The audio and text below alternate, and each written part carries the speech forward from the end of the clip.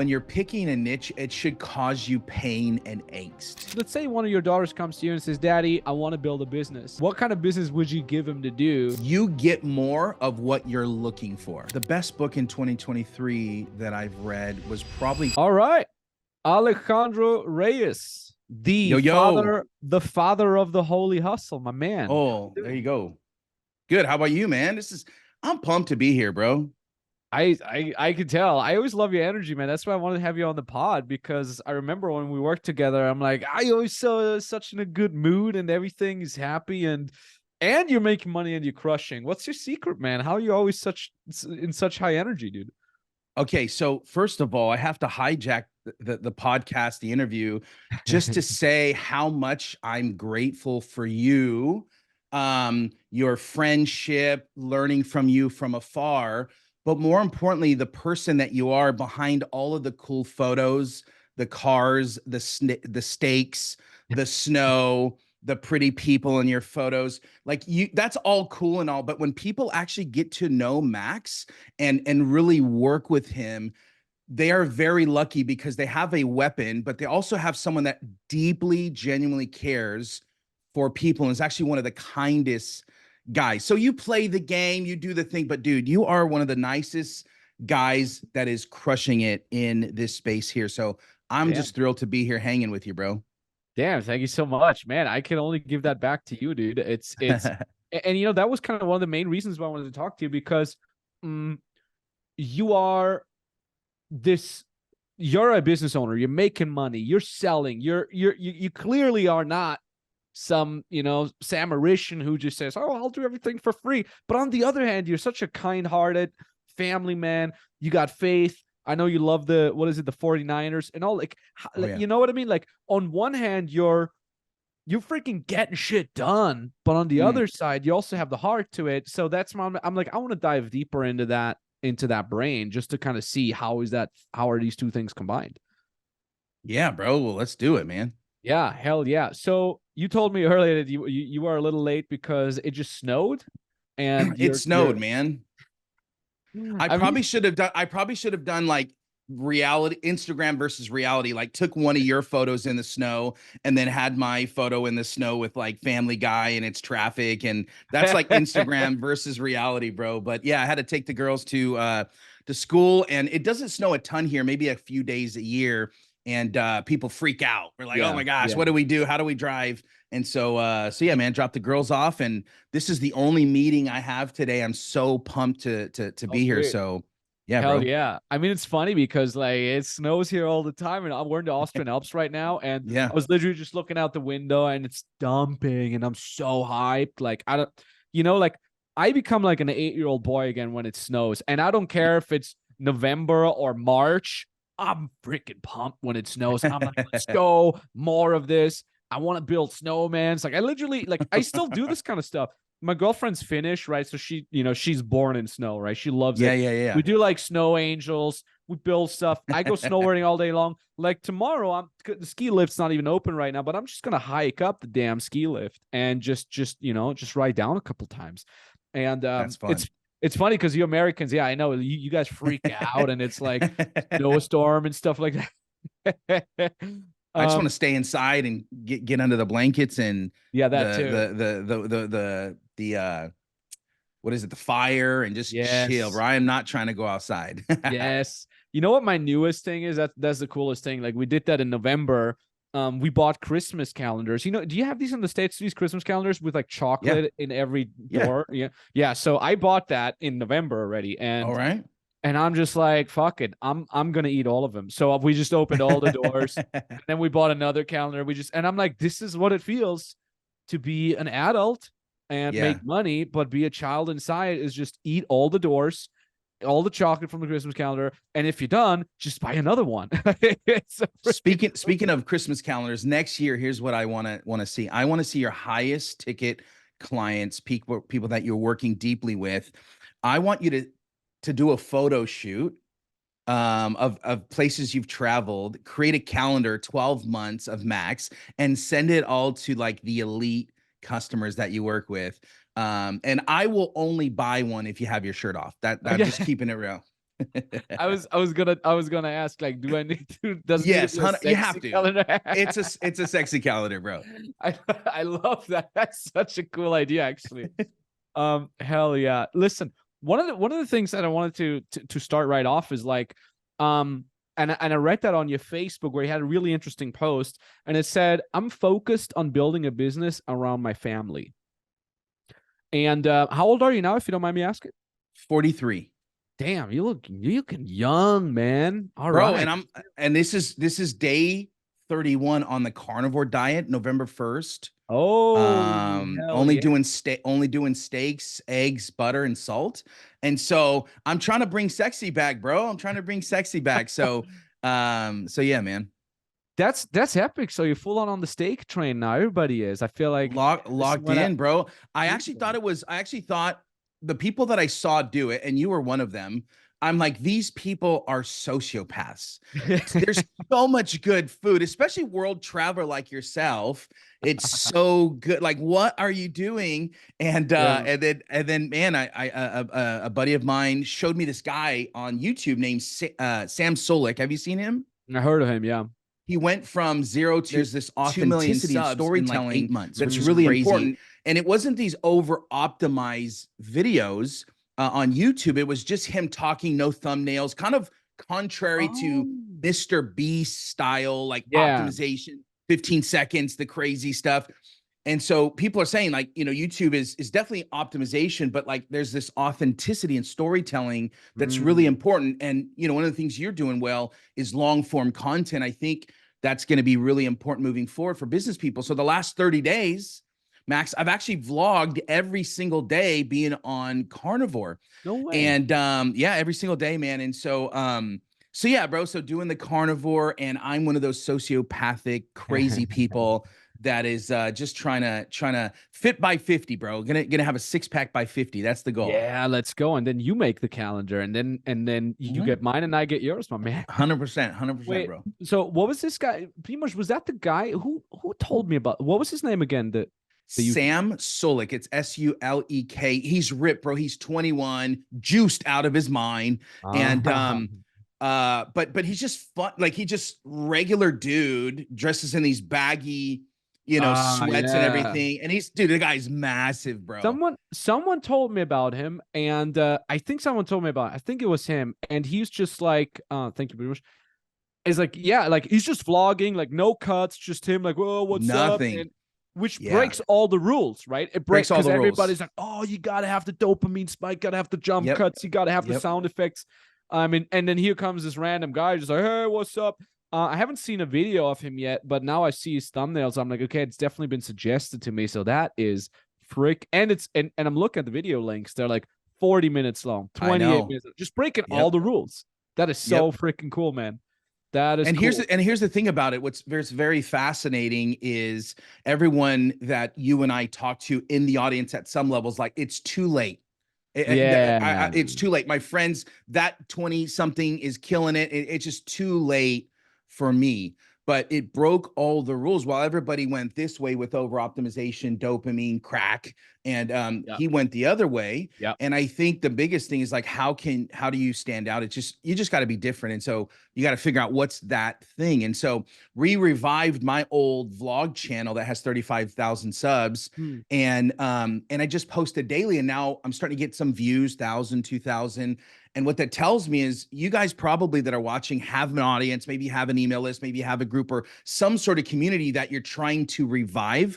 The best way to revive that community is simply consistently posting, kind of modeling a lot what you do, Max, so well. And you can revive any audience that you have and start from scratch like Sam did, bro. 8 million or 8 months to 2 million is wild. It's absolutely wild. And here's what I think happened. I think over the years, a bunch of, I don't want to shit talk anyone, but it's like a bunch of mediocre. Why not? Yeah, why not? Like, I think over the years, what happened was a bunch of mediocre content creators, they basically tried to trick the system with jump cuts, with 30 seconds, retention rate, and all that jazz, instead of just being an authentic, interesting person by yourself. So Mm. you can either try to compensate for lack what you have in personality with jump cuts, with crazy editing, with sound effects and all that, or you actually learn how to be an interesting person, charisma on camera, and you go that route. This is something that we used to do many, many years ago in my first business, the dating advice business. I mean, I would literally just have 3-hour long talking head videos. Just me, one location, 3 hours, Mm. talk. Why was I so good at that? Well, if you look like me, like the way I looked in my 20s, short, weird beard, not the coolest, most attractive guy, like you better learn how to freaking talk, right? Because Yeah. that's the only thing you got going for you. So I kind of applied this dating knowledge to videos. People would Genius. still watch it, and there's still people like that out there. Big shout out to one of my first mentors, Owen Cook. I still watch his videos. I kind of Wow. rediscovered them like a couple months ago, and they're also like 1.5 hours long. And I'm like, yeah, let me watch this video real quick. 1.5 hours later, Mm. I've just been glued to the screen, and there's no jump cuts. It's just him talking to the camera. So yeah, you can compensate for a lot of what you lack personally with hyper crazy editing, sexy thumbnails, and all that jazz. But at the same time, you don't need that if you have the personality to do so. If you got both, kudos to you, because now you got some really, really interesting mix going on. Yep. But like you said, man, like you can make it either way, which is fantastic. I mean, same goes, you can maybe call it even the Joe Rogan effect of like, Yes. like he's just a genuine dude, and he has zero. He's very proud of that. I think he mentions that all the time. He has like zero editors in there. He has zero like managers that tell him like, do this, like you should talk more about that. He literally talks about being high. Like he's like, I'm just a guy who gets high on the podcast. I take mushrooms with my buddies, and we're just joking around. And half the time I'm saying something wrong. And people like that authenticity, because all you see is people being fake and wanting your money or your votes or your support. It's everybody just wants shit from you. And that's why they act being someone that they're not. And then you have someone that's just genuine, including all their fucking flaws, and they're open and they're swearing and they're like, fuck it, I don't know. And people are like, that is refreshing, because I'm tired of the polished, suit wearing, the politicians, the influencers, the liars, everybody jamming shitty products down my throat. And here's just a guy, like a genuine guy, who's literally getting high on his podcast. Just has a good time. with Elon and hanging with Elon Musk, bro. Like with Elon Musk. everyone today, bro, is a clone of a clone of a clone, bro. Like all the content is basically someone that learned, and it's just a clone. And and the thing about Joe is a perfect example of, he has so many different interests. He is actually very good at MMA. He talks about it and loves it. The guy's interested in medicinal and health and biohacking, all that, and he talks about that stuff. The guy talks about comedy, owns a comedy club. And so the funny thing is, he's not like, he's basically one of the most persuasive things Frank Kern said years ago. He said, one of the most persuasive things known to mankind is shared core values. And I think, you brought up family. Like I talk about family. Most of my feed is family, because I will attract family people, because that's a core value. So when people in their 20s are like, man, I want to fill my calendar, I'm like, that sounds awful to a father of girls. But for you in my 20s, bro, fill up your calendar and get the skills, 10,000 hours to sell like crazy. But it's so shared core values. And so Joe is very objective, and he's very polarizing about his core values, and it attracts the right people. And then it just like rejects in the most like aggressive way to basically push away people that are not his crowd. And I think that's the thing that we have to do as we try to build our personal brands and stand out, as it's more saturated than ever. It's such a good point that you're bringing up there. We got sidetracked for like 10 minutes. Which is beautiful. I could tell like a lot of times when I have people on the podcast, it takes a while to get warm. But then also I have people on a podcast where you just instantly riffing off each other. And it's just amazing for like minute one. And that's kind of how I feel it with you. So that's great. We're definitely gonna have plenty of stuff to talk about. Yeah. Now, here's what would be interesting for me. It's like, at least judging by your content, it seems to me like when you were younger in your 20s or early 30s, you were just hustling, grinding, filling your calendar, like you said.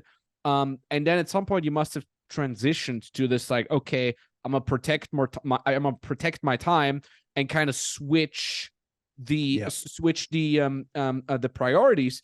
How did you do that? Because the reason why I'm asking is I'm a guy right now who's, knee deep, yeah, yep, into hustling. I don't care, 16 hours, let's go. I'm 33 right now. I don't have kids yet.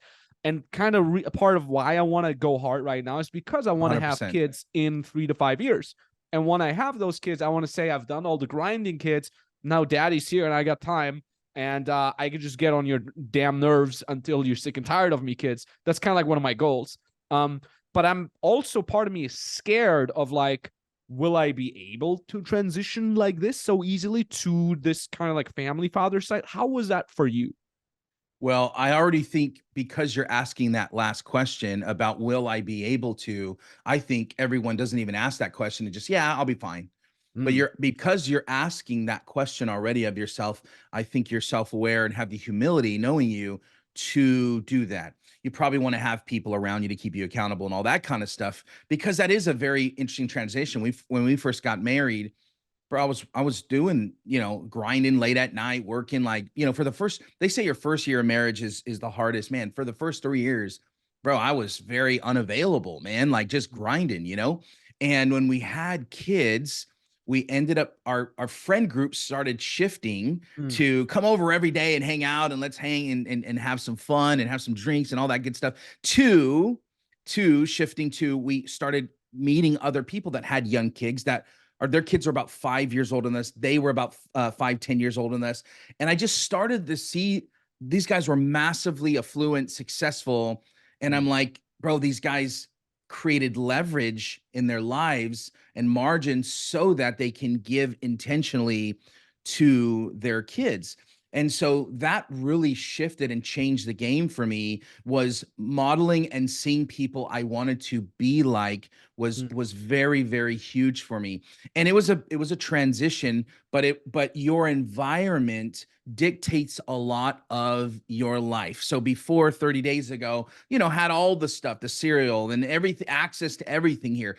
Change the environment to have expensive ribeye grass fed, my man. organic, free range. You know what I mean? Like, so I either gonna just lose that money or I gotta eat it. So I changed the environment. And so when we changed the environment, it changed our marriage. It changed me as a human. It changed the way I became a father. And someone that didn't have a father, I actually learned by osmosis, just being in an environment with the right people. And so what they valued, freedom and family, it was the same thing I started to care about and value. Because I think in your 20s, you're grinding, but you're still learning about what you really believe in. Mm. Am I a Democrat? Am I Republican? Am I liberal? Am I this? Am I that? Like, am I agnostic or do I like this guy named Jesus? Am I Muslim? Like, you know what I mean? And so we're very impressionable. And so that's the thing I was starting to become drawn to. And that's why I've built a business around family versus the other way around. Mm. Damn. A lot to unpack here. A lot to unpack. So, you said, like, a lot of it is the environment, and that you kind of started hanging out with people that have built a business, and then they also became, parents. Mm.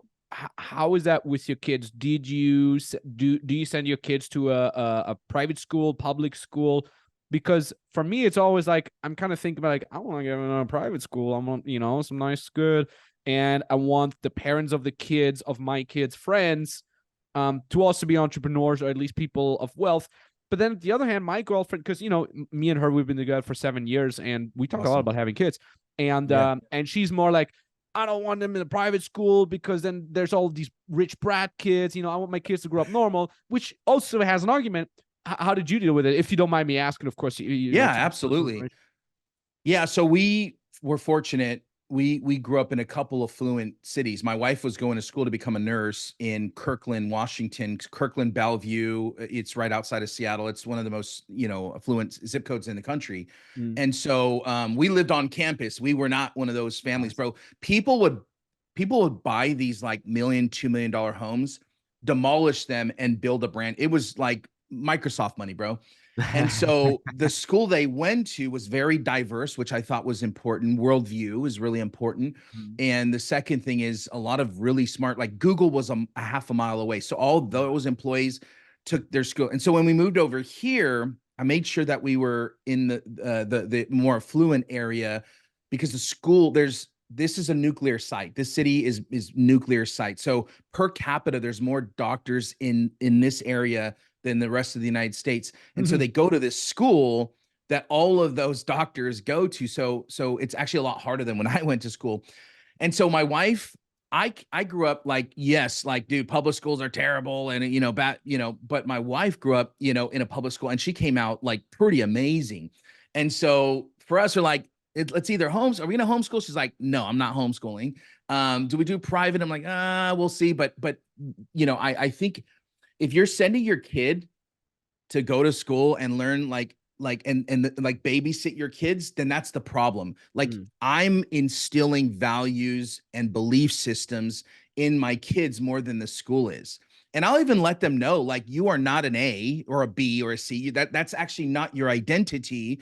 Like, and to be honest, maybe math, don't worry about that when they get a bad grade or something like that.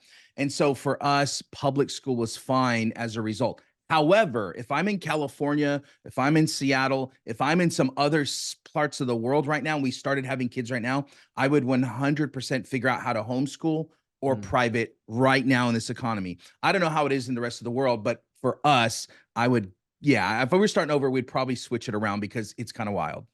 Why exactly? Just the stuff that, like, when they're third grade, they're hearing about certain things, gender identity and those type of things that I like.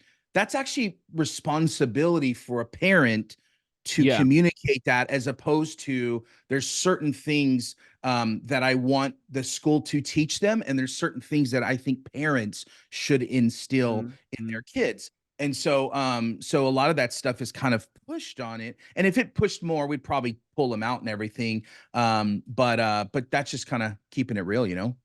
Yeah, that was also one of my thoughts. And again, I feel like I think so much about what I do with kids, and I don't even have any yet. That's But probably that's gonna be. good. But that's good though. But that's good though. You're preparing. I wasn't prepared. And Mm. so I think you're gonna you would probably, because you're such a great business leader, you know, so much of marriage, and it's weird to say this, so much of marriage and parenting is business like. There Mm. needs to be strategy. There needs to be preparation. There needs to be research. I buy courses on parenting. There Mm. needs to be, I hang around people that are 10, 20 years old, and that have been parents and have amazing 25, 30-year olds that Mm. that are successful. And I'm like, what can I learn from them? What did they do when their kids are 5, 10, 15? How did they communicate? What Mm. books did they give them to read so that my kid could be a successful 30-year-old, whatever they want to do? Yeah, that is so cool. I had a similar thought. I'm like, just like back then, I bought a course on how to talk to girls like 15 years Yeah. ago. Yeah. And just like I'm buying now courses on how to make more money, how to build a sales team and all that, I will Yeah. probably also just buy like a mentorship high ticket Yeah. course on how to be a dad, 100%. 100%. And which they're is out there, cool. bro. Yeah, and I'm grateful for that, because like my parents didn't have that. They had maybe like Yeah. a book from a freaking library. Nowadays I can actually talk to people where I'm like, okay, that's the kind of dad that I strive to be. But that's also Yep. kind of why I'm asking you right now. And Yeah. it's interesting that you brought that up, like the stuff the stuff that kids are being taught in school right now. I talked to Justin Devonshire, a good friend of mine. Shout out. He's also a business owner in the UK. He does a gym scalings, and he Oh, lives in sweet. Cyprus. And I asked him something very similar, because he has a son who's going to school. I Mhm. think he's 10 now or something like that. And I'm also like, hey, what do you do? Because your kid is going to pick up a lot of crazy stuff, like some Yep. ideological stuff Mhm.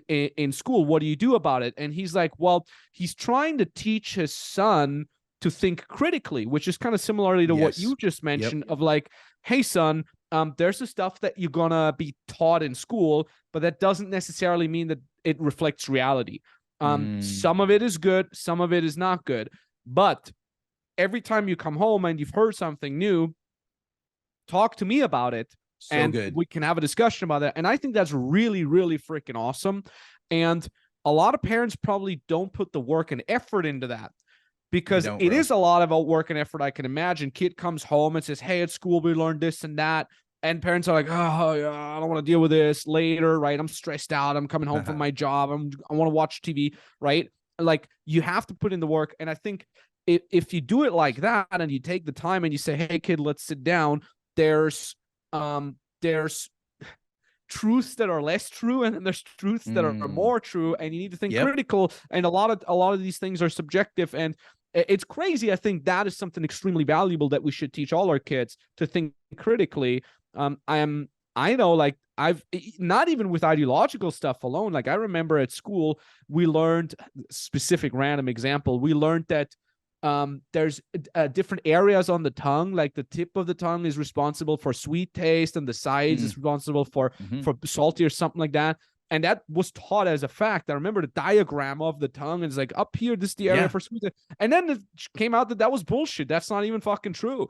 So you learn a lot of things that then later on are taught, like as the food pyramid. Like the food pyramid, best in America, like that, and that's one thing that was completely terrible. And so think another way to say it is like, how are you what are you thinking about your own thinking, like thinking about thinking, like that critical thinking is so big. And you hit it on the nail. Like, if you could do one thing for your kids, bro, is become someone that is approachable. Like, they're willing to talk to dad, Max, because he built that history relationship with them, that no matter what, they're going to be able to come talk to you about anything, even though it's hard. And there's so many, like, I just did not know. I learned about the birds and bees. I learned about everything in life from my friends. My friends that are maybe 6 months older than me, a year older than me, do not have the experience at 10 years old, 15 years old, to make decisions, right? Like, it's like going down a raft, like rafting, kind of like maybe a level 2 or 3, a little, but my girls 15 and 13 could go on it.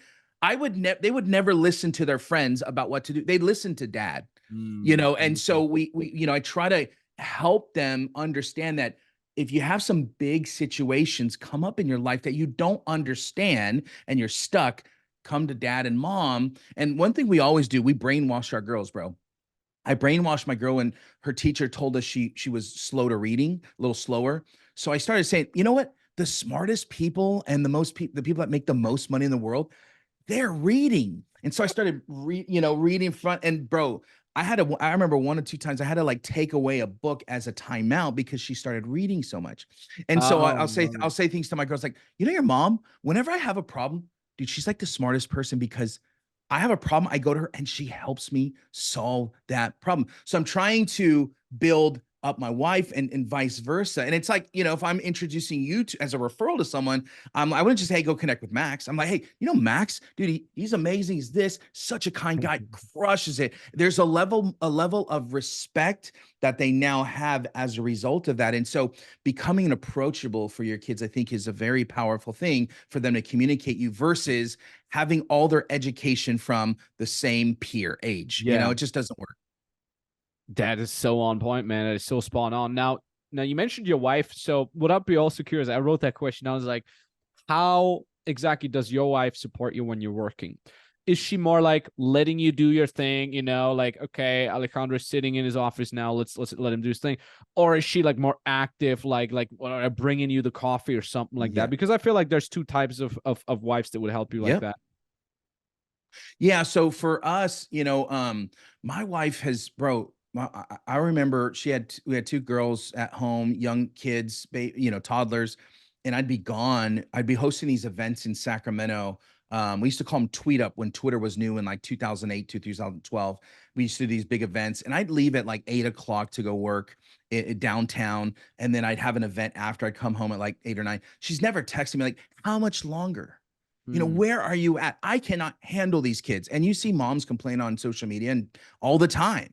I'm so tired. Yeah, but she never complained, always supportive, knew that I was building something and supported it. And so that's why at 7 years of marriage, I'm like, man, you've let me do my passion. I'll never, work for someone else, I thought, and it's your turn. Like, you've always wanted to be a nurse. Let's go to nursing school. So I sold my business, bro, in like 2 weeks. Wow. And we moved to Seattle. So she's so supportive. It would have been awesome to build a business with my wife. And I see that sometimes, like, that's so cool. But like, I want her to be authentically who she is. And there are these, like, she's a NICU nurse, neonatal nurse. So like she works with 1 to 2 pound, 3 pound babies that are born early that are 24 weeks instead of 36 weeks. And so there's someone in the world that's got to care for those parents and for those babies. And so she's just so supportive. Like earlier before we started, she's like, "Hey, would you like some ham?" So she cooks for me. You know what I mean? Would you like to eat Beautiful. something? And so there's that. She's Mexican, which they're just very, very caring, very family oriented. So that family, that she's such an integral piece of our family unit. But when it comes to business, she's like, I trust you to make good decisions. And even when I was making bad decisions, and even more, she was just, I trust you to make really good decisions, even though she knew it was bad. And that has been something that's been so helpful and encouraging for her to let me run without, Yeah. I got to check with my wife. You're on a sales call. Well, let me check with my wife. I don't check with my wife when I have to go to the bathroom. I just go to the bathroom. And so we have to, I want to be able to run no snags. Now, big decisions and things, let's move. That's the stuff, we chat about and have a good conversation, but we're so different on preferences. But when it comes to principles, family, faith, lifestyle, we're so locked in, like 3% locked in, 97%. We're so different, It's funny, man. Your wife is very similar to my girlfriend. My girlfriend's also a nurse. She's a public health nurse, and she also works with kids. Super funny. That's so cool. That's so cool. And one thing that really resonated with me that you said is like she kind of lets you do your thing, and my girlfriend, the way she supports me is very similar. Because there's a lot of people out there that are like, oh, like I want my wife to build the business together with me, kind of like Leah Hormozi. And I think that's really cool seeing Alex and Leah kind of do their thing, joint venture. But for me personally, it could never work like that. I can't. 100%. My personality isn't like that. Like if my girlfriend would be like, so how did the DMs go that you sent out? What's our closing rate right now? Let's see what kind of content we're going to create. It would freak me the hell out. Yeah, and exactly. That's why I'm like, when I saw that for the first time, when I heard Alex and Leah and they're like, oh, we're business partners, I'm like, I can never do that. Just Same like here, you bro. said, and I'm not saying Same one here. is worse than the others. It's just like my Exactly. personal preference. I also want my girlfriend to do her thing.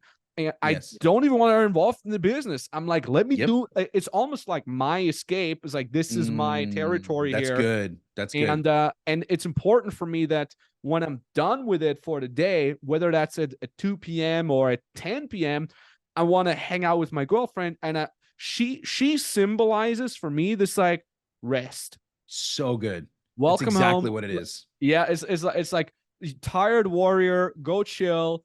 And she's finished, so it's almost like this like Viking wife, she's 100%. just like, oh, chill, Yes. relax, let's eat the chocolate. Because I'm just like, no chocolate, the grind doesn't fit into my macro. She's like, but the chocolate is really good. You want? I'm like, God damn it, that's so good. Okay.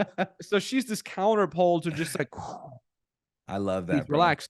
And if I had her be like, oh, like business, it would just burn me out. I don't need that. So that's kind of like the same. And you know what's funny? I also, because she's like, she's a little younger, so she's like, oh, what should I do with my life? And Max, it's so cool for you because you found what you want to do and you're so passionate about it.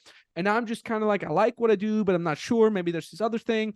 And I'm just like, I'm like, look, babe, like you don't have to do anything. Okay. Like, let me make all the money. We're just going to build a house and I'm going to make you a huge, what is it called? Like a huge room in the attic where you can do your paintings and you don't have to worry about money. And she's like, I don't fucking want that. What the fuck is this? I want a job. Like I want to contribute financially. And in my head, I'm like, why would anyone want to do that? I'm with you, bro.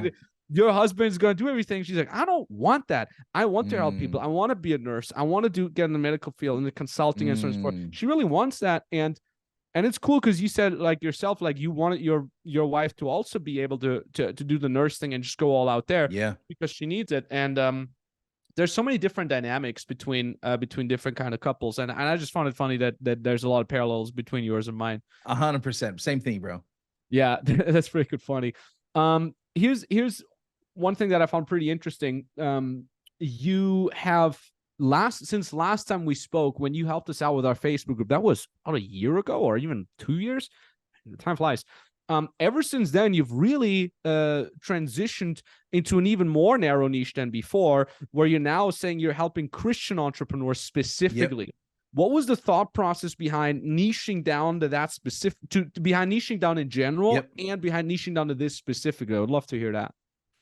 Yeah, I just think it's becoming more and more difficult to stand out. It really is. And I tell people, when you're picking a niche, it should cause you pain and angst. If it doesn't, then you haven't niched down enough, and you're going to sound like other people. Your goal in a niche is to become the only. You want to become the only person that does exactly what you do. 10 years ago, when I said, hey, I'm a Facebook ads guy, it's like, dude, that was awesome. Then a couple years later, 2015, it's like, I'm a Facebook ads guy for entrepreneurs. Then a couple years later, I'm like, I'm a Facebook ad guy for SaaS companies. And then I had to go, I'm a Facebook ad guy for SaaS companies that have raised at least 50 million, right? So you're niching down so that you can become the only. When you become the only, you're more specialized versus a generalist. You can charge way more. And so the funny thing about Christians is they're very weird, very, very weird. We have our own language. Some of them are very, very out there, and like, bro, I would never send my family to that church, but this one's, so just weird. And so when I say certain things to a Christian, it's not everybody would hear that. It's a lot like a dog whistle. A dog whistle, I hit it. Only dogs are going to hear that specific thing.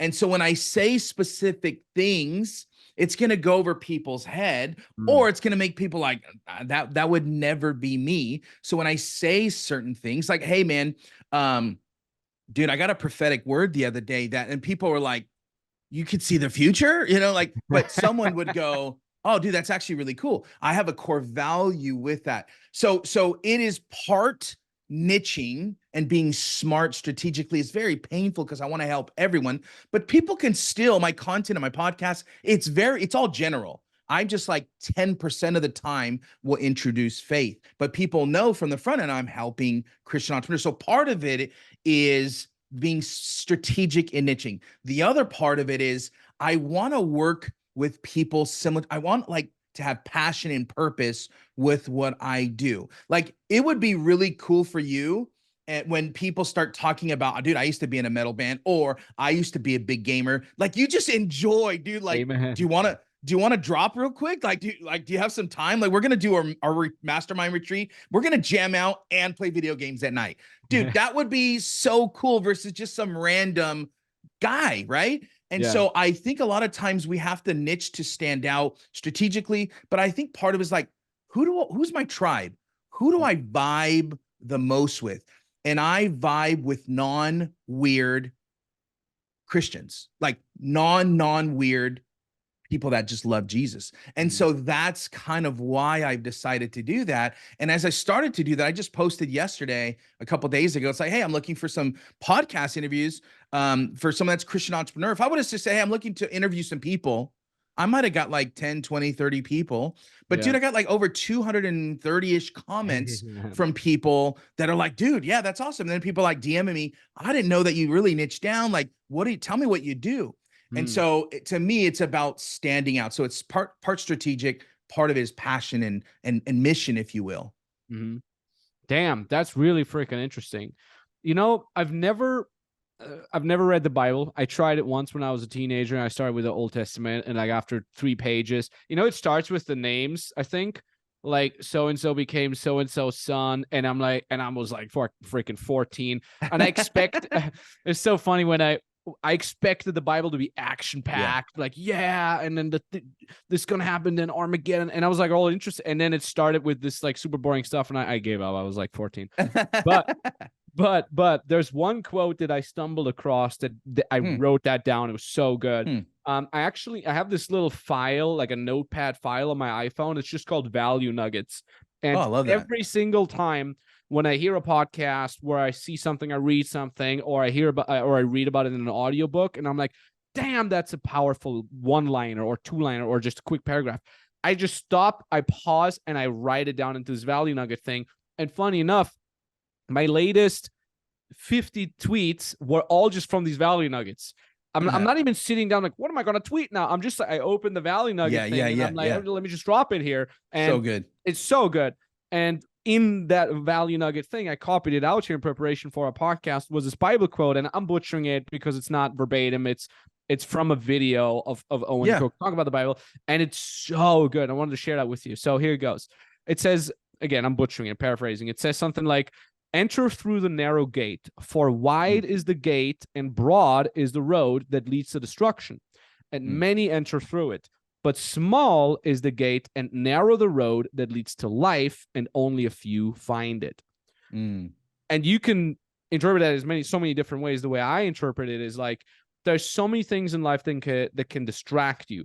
So many things in life, so many wrong paths that you could go down. On a macro level with your life in general, if you, for example, you just choose to make money, you're walking over bodies, you're just fucking people over just to make money. That's, for example, a macro path that would not lead you down to the promised land, which is, again, it's a wide gate and a broad road. It's so easy to just be like, why don't we just make a crypto coin that sounds really good? Why don't we just lie to everyone and say, we know this is going to go to the moon safely, right? Shout out Logan Paul. Exactly. For example, like it's such a broad, easy path to go down to, and a lot of people go down that road because it's sexy, it's easy, it's very tempting to go down that road, right? Or on a micro level, your wife asks you, hey, did you bring out the trash? And you're like, oh, I didn't. But if I just say yes, the problems will go away, right? The broad and the easy road. So this has resonated so deeply with me because, if I may toot my own horn here, one of the things that I'm very proud of for myself is I've always picked the more difficult road, the more narrow, the narrow gate, the small narrow gate, because I kind of always intrinsically felt like that's the right thing to do.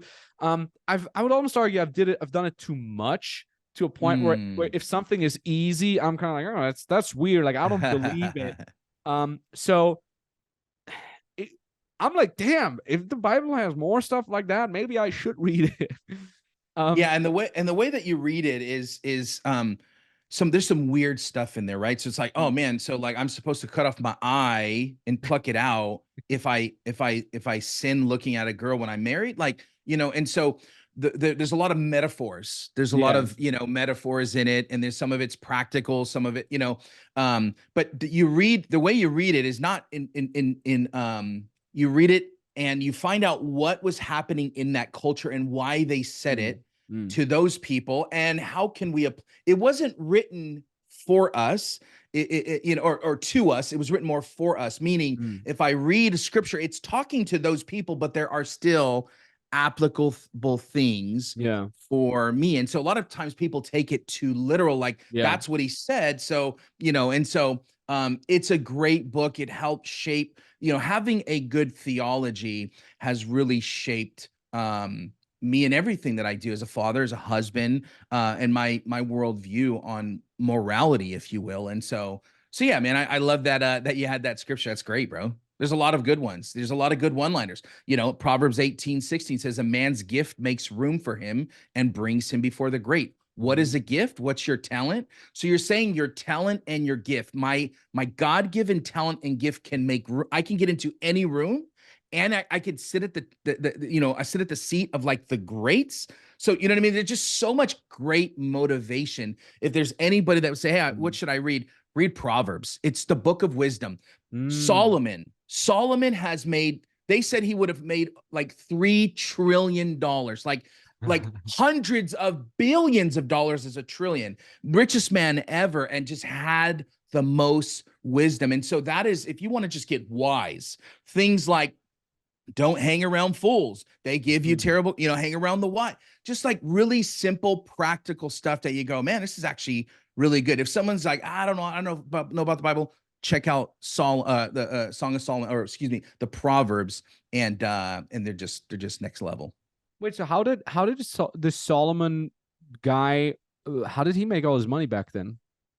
Well, he asked for wisdom. God gave him he became the wisest man ever. And so Solomon was a content creator. He did seminars, and and he charged for them, and queens and kings, and everybody would come and pay him hundreds and millions of dollars, high ticket, to learn for Damn.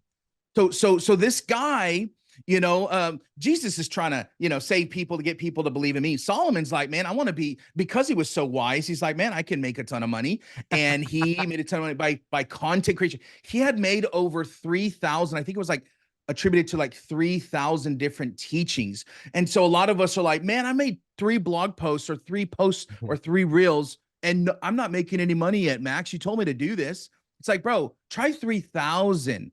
And so the guy basically had a content strategy, That and he is so sold good. that at events, which is That fascinating. is so cool.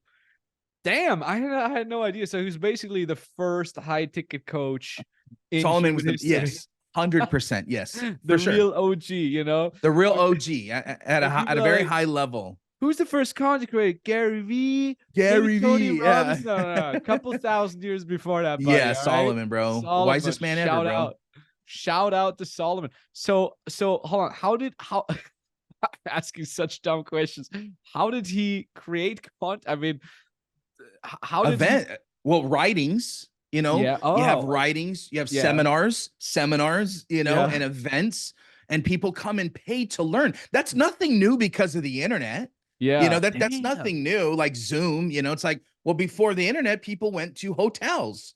What did Yeah. they do before hotels? They were on radio. What did they do before radio? They probably had these people at the pub, but this guy Yeah. would bring crowds together, and people would go to pay wizards, and they would pay magicians, and they would pay to go learn different things. And his content, his wisdom, because he was the wisest man ever, was the one that people paid him for, which is really cool. Damn. That also kind of like you could make a course. Maybe you already did that, but you could make a course of just different modules, like every week or something like that. You do a Zoom call with all your clients, and you just look at a Bible quote and you just study that one quote, like the one about about 100%. gift, like man's gift, and you're just like, hey 100%. folks, like this week's thing is just this quote. What can we learn from that? How can we extrapolate that into online marketing businesses? And now go homework, go execute the thing. Like that could be a really freaking cool course.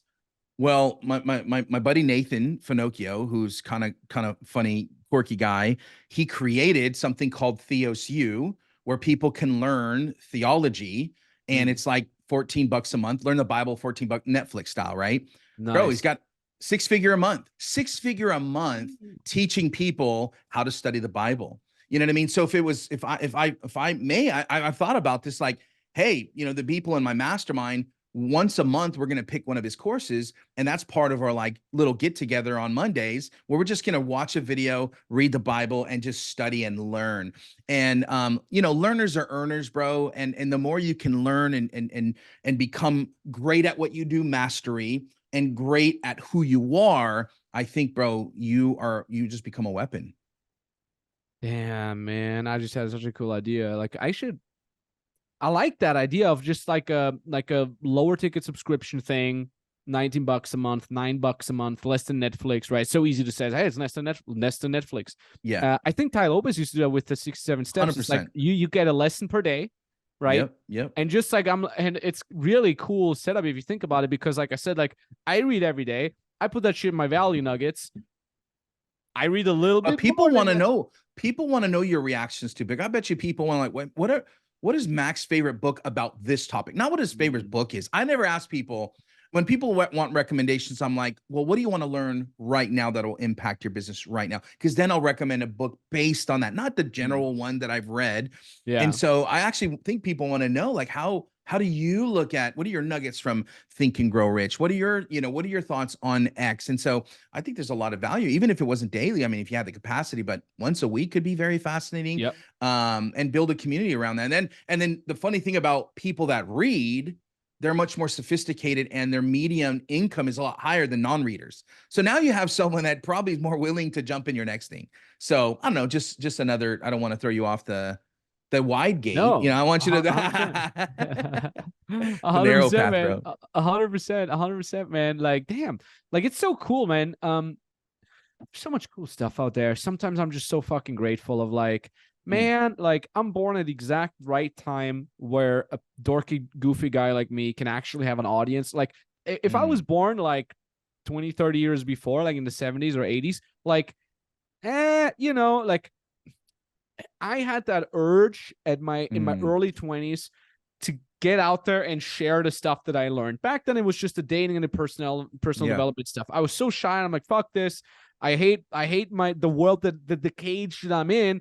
And then I learned to peek out of that cage, and I'm like, holy shit, this is so cool, and I get to do this because I learned it, and I learned about my comfort zone, and now I talk to the person that sits next to me at the fucking lecture at university. This is so cool.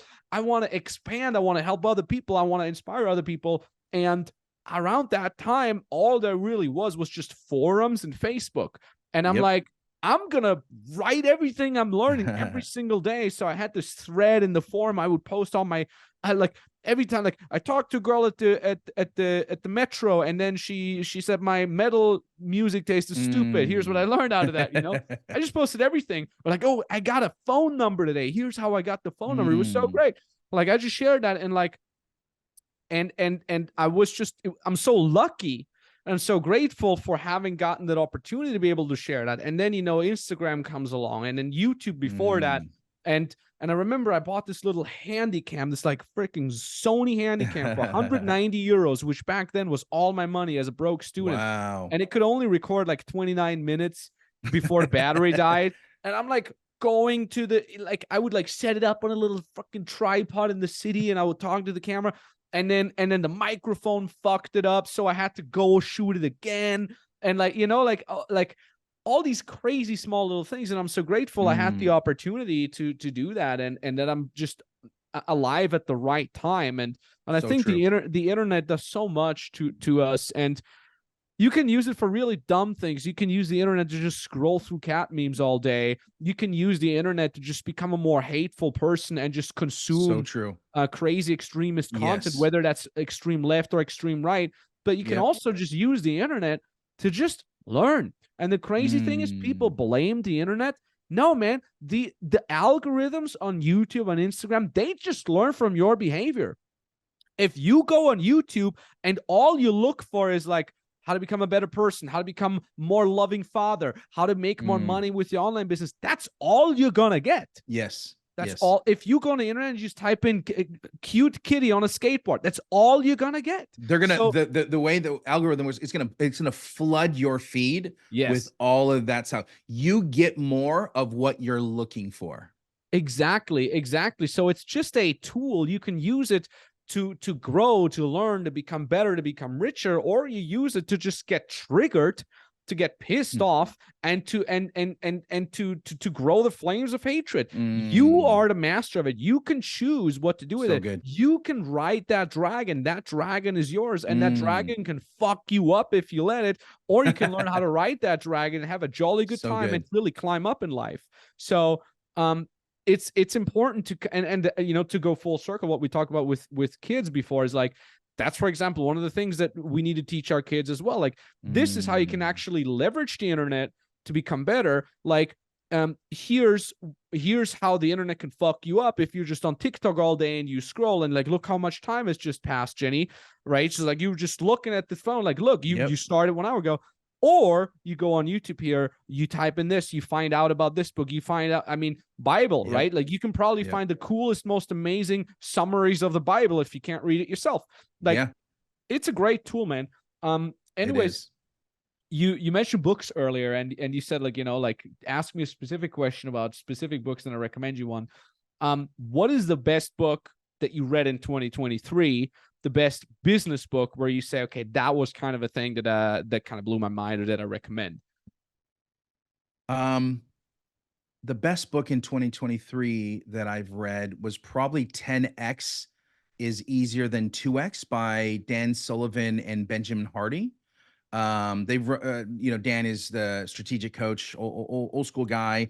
And, it was just a really good practical, some good stories in there. I thought that was probably my favorite book.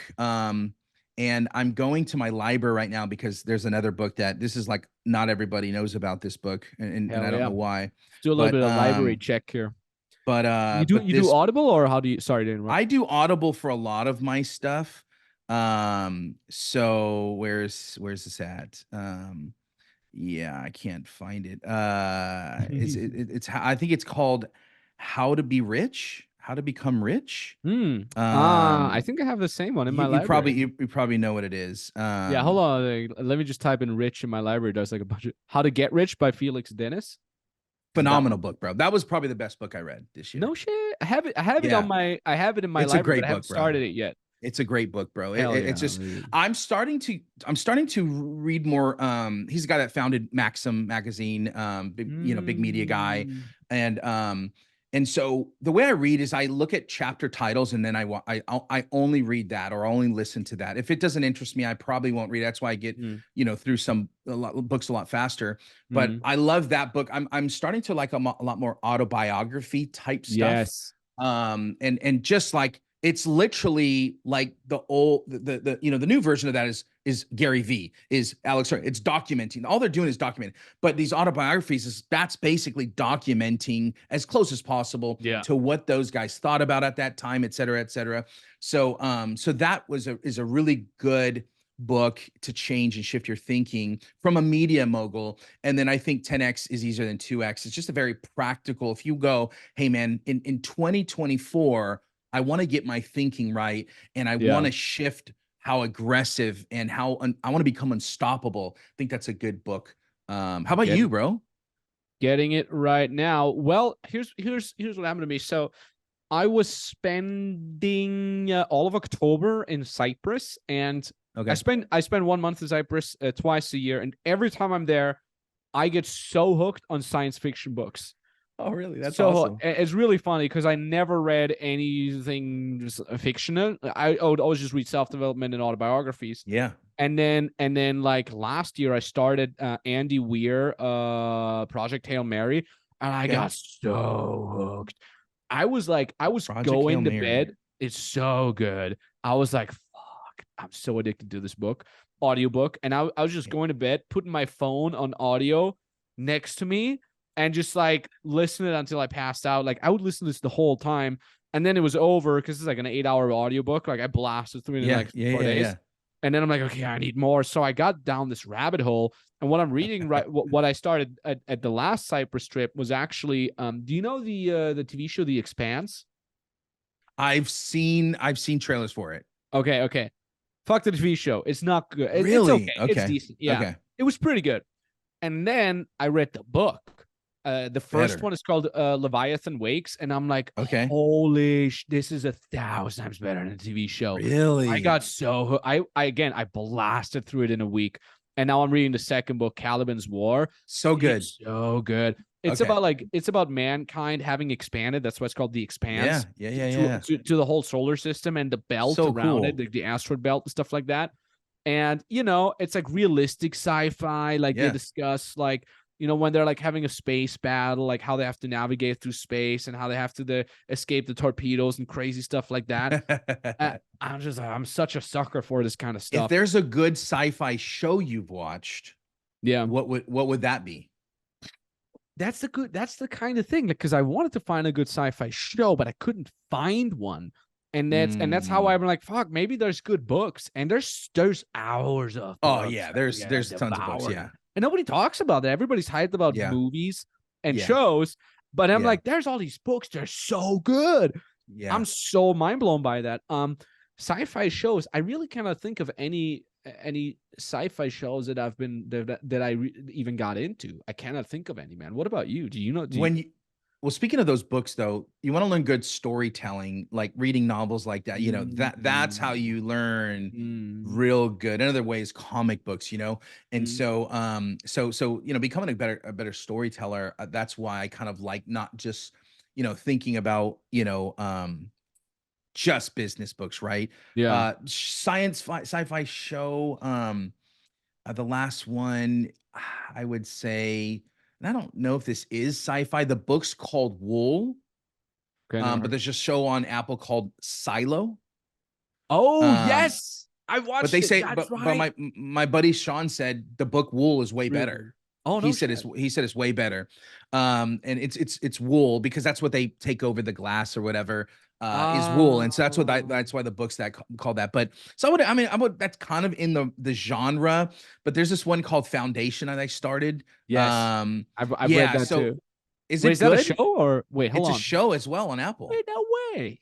Yeah, Damn. my buddy said like, dude, the second season is amazing. So it's kind of slow right now. But yeah. Do you do more TV shows or video games? YouTube most. YouTube, Yeah. I got like freaking 3 hours a day YouTube. Um, What is your besides business, what's your so for me right now, it's business and my recommendations, it's business, carnivore, and like criminal murder stuff. Dude, so I like go a rabbit. I'm like, I want to know why this 15-year-old kid killed his oh, family. Like I'm very yes, and they're yes, interrogating him in the mind yes. and how the negotiators like one of them's playing good cop and Yes. he gets him to open up. I'm like, bro, he got you to open up by bringing you a Burger King, you know, and I just bro, and I can wake up, I can go to sleep and at night I have my AirPods on.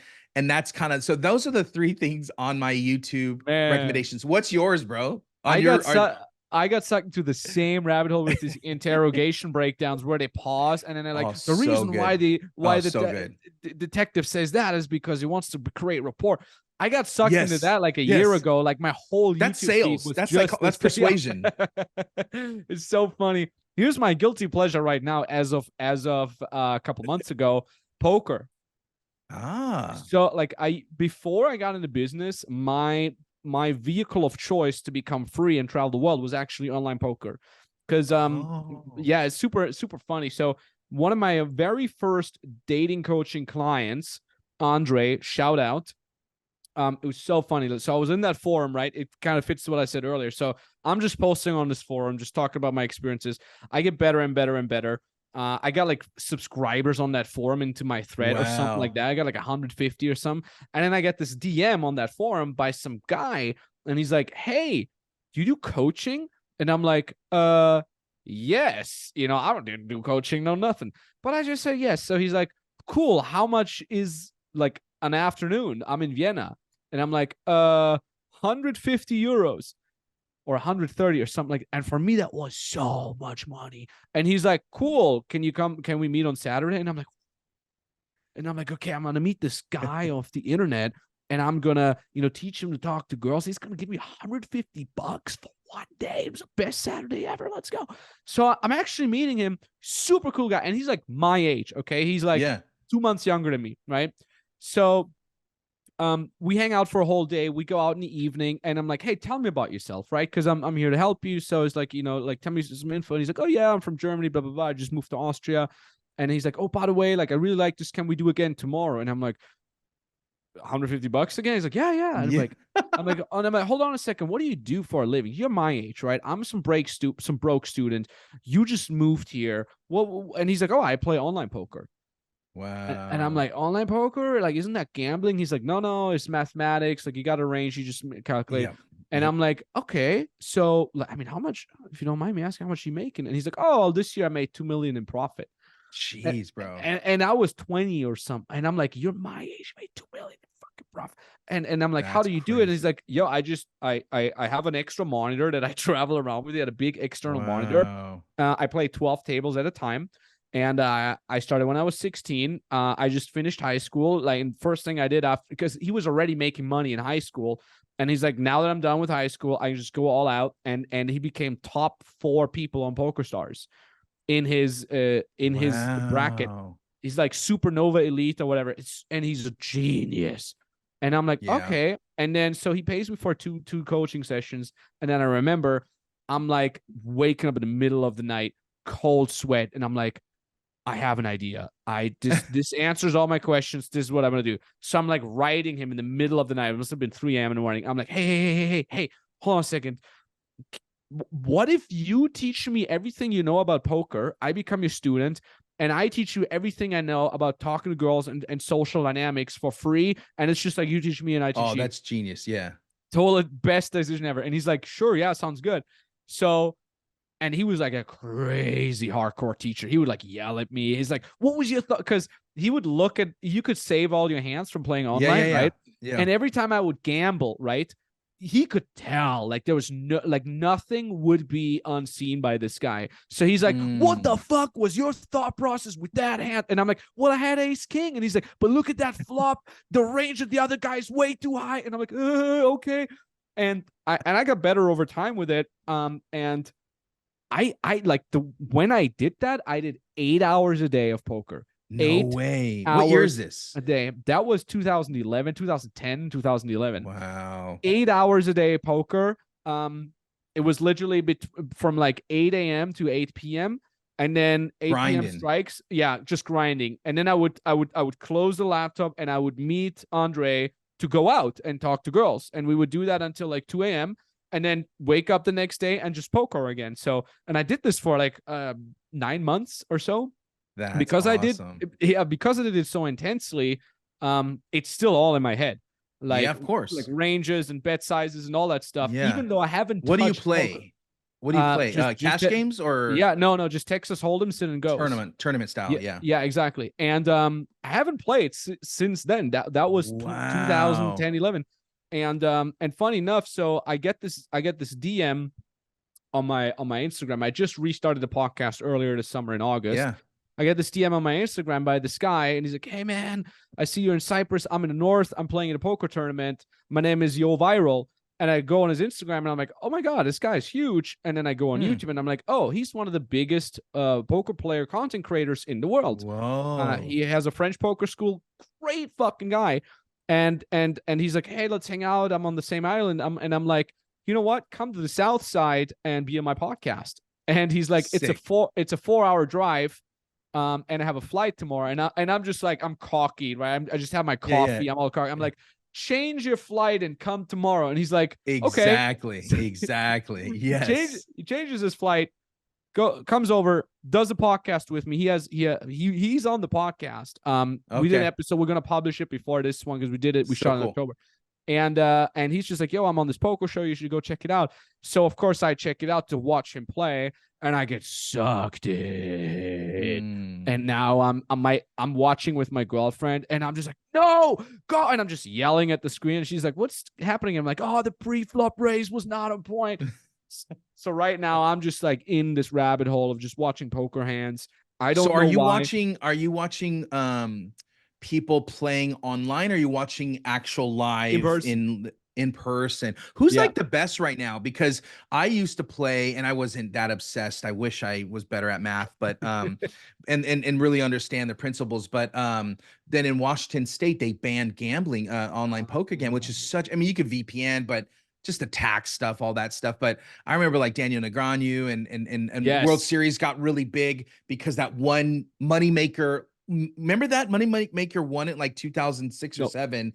And no one had won it before. A no name had never won it, and that's what made it popular around that time. And it blew up. But who's like the best right now? It's probably some of those old school guys still. I don't know. It's funny you mentioned Negreanu because he's on that show that I'm watching right now. It's Game of Gold by GG Poker. It's a show. It's a show. Yeah, it's a show. Oh, it's so good. That's what I'm watching today, bro. Check it out. So they have. I love poker. It's so cool that you also love it. Have you watched the movie Rounders? No. What's that? Okay. Never heard. Please do me a favor. It's with Matt Damon and Edward Norton. And it's about poker. Dude, it's so good. And it's Texas Hold'em. And it's such a good, it's so good, bro. It's a good movie, bro. That's awesome, man. I just wrote it down. Yeah, check out the show because there's this really cool scene of my buddy Yo Viral playing on the table, and is Negreanu on there, and he's like, and he has this French accent. He's like, you know what? I used to watch all your videos from you, Negreanu, and now I play with you on the table. And then he wins. And then he wins that day. Is so cool. I'm gonna watch it today. And is it on YouTube? Yeah. It's on YouTube. I'll watch it. Game of Gold, GG Poker, so good. And I'm like, they're the sponsor. They should sponsor this episode right here. But anyways, go ahead. They should. GG Poker. And here's the craziest thing. And of course, Yo Viral and me were in touch on Instagram. And he's like, so cool. bro, I'm flying to Vegas next year. Come with me. And I'm like, oh, I'm coming, man. Let's go. Dude, that is awesome, man. And that's the crazy thing. You built a platform, and now, it's very funny. I don't post a ton, and I'm starting to now because I'm moving a little away from the agency to do more coaching and consulting. Yeah. And the moment you start posting a little, even a little, like people start reaching out, and you do a lot of it. So you probably get these really cool opportunities. Yeah. Where you get to work with the rich, the elite, the players in their industry. And so that's really cool, man. I need to get into poker. But anyways. Yeah, we should play. When I'm in the States, bro. and we're close by. We'll go to Vegas, bro. We'll go to Vegas. Dude, yeah. Let's go. I'll introduce you to everyone to Yo, and dude, it's gonna be sick. Down. What was I gonna say? Yeah, here's the thing, like the podcast is like the coolest tool ever. I didn't realize the that. Best. It's the best. If you would reach out to random DM, like guy via DM, like, hey, can I invite you for dinner and pick your brain? Nobody's gonna fucking reply. Yep. But if you say, hey man, I got this podcast, I got 100K followers on Instagram. Even if you don't, just I have this podcast. Can I promote your stuff on my podcast? Yes. I got so many people say, yeah. And I'm like, what? Like they're like, oh yeah, I'll fly in. Like we did so many podcasts in Cyprus, and these people just flew in. They're like, yeah, cool. I'll hop on a 4-hour flight just to be on the damn podcast. And the podcast itself didn't even pick up at that time yet. It even hasn't picked up. We have like 5,000 to 10,000 unique listeners over all the platforms. Awesome. But people are already like, fuck yeah, podcast. Yeah, let's go. And then you just sit there for 2 hours and you talk to someone and you get to know them and you vibe and you have a good time. And then what you do afterwards, you're fucking best friends. Because, for you, it's probably different because you're family father. But for me, I don't sit around and talk to someone for 2 hours. Never. Same. There are no people that I sit down for with no distractions. But on a podcast, you do it. And like I said, like I'm always the one who learns the most. Like, I don't even think my listeners learn as much as I do because I get to ask you the questions. So literally the last 1 hour, however long we've been talking, like I learned so much from you, man. And that's the unlock. That's the unlock. You can, yes, you're giving someone, promotion, all that stuff. But the unlock, if you have the humility to, instead of being a know-it-all, but a learn-it-all, you will gain so much free wisdom for 2 hours a week. That's just so powerful, bro. So I actually love that you said that because I'm learning too. I'm genuinely interested.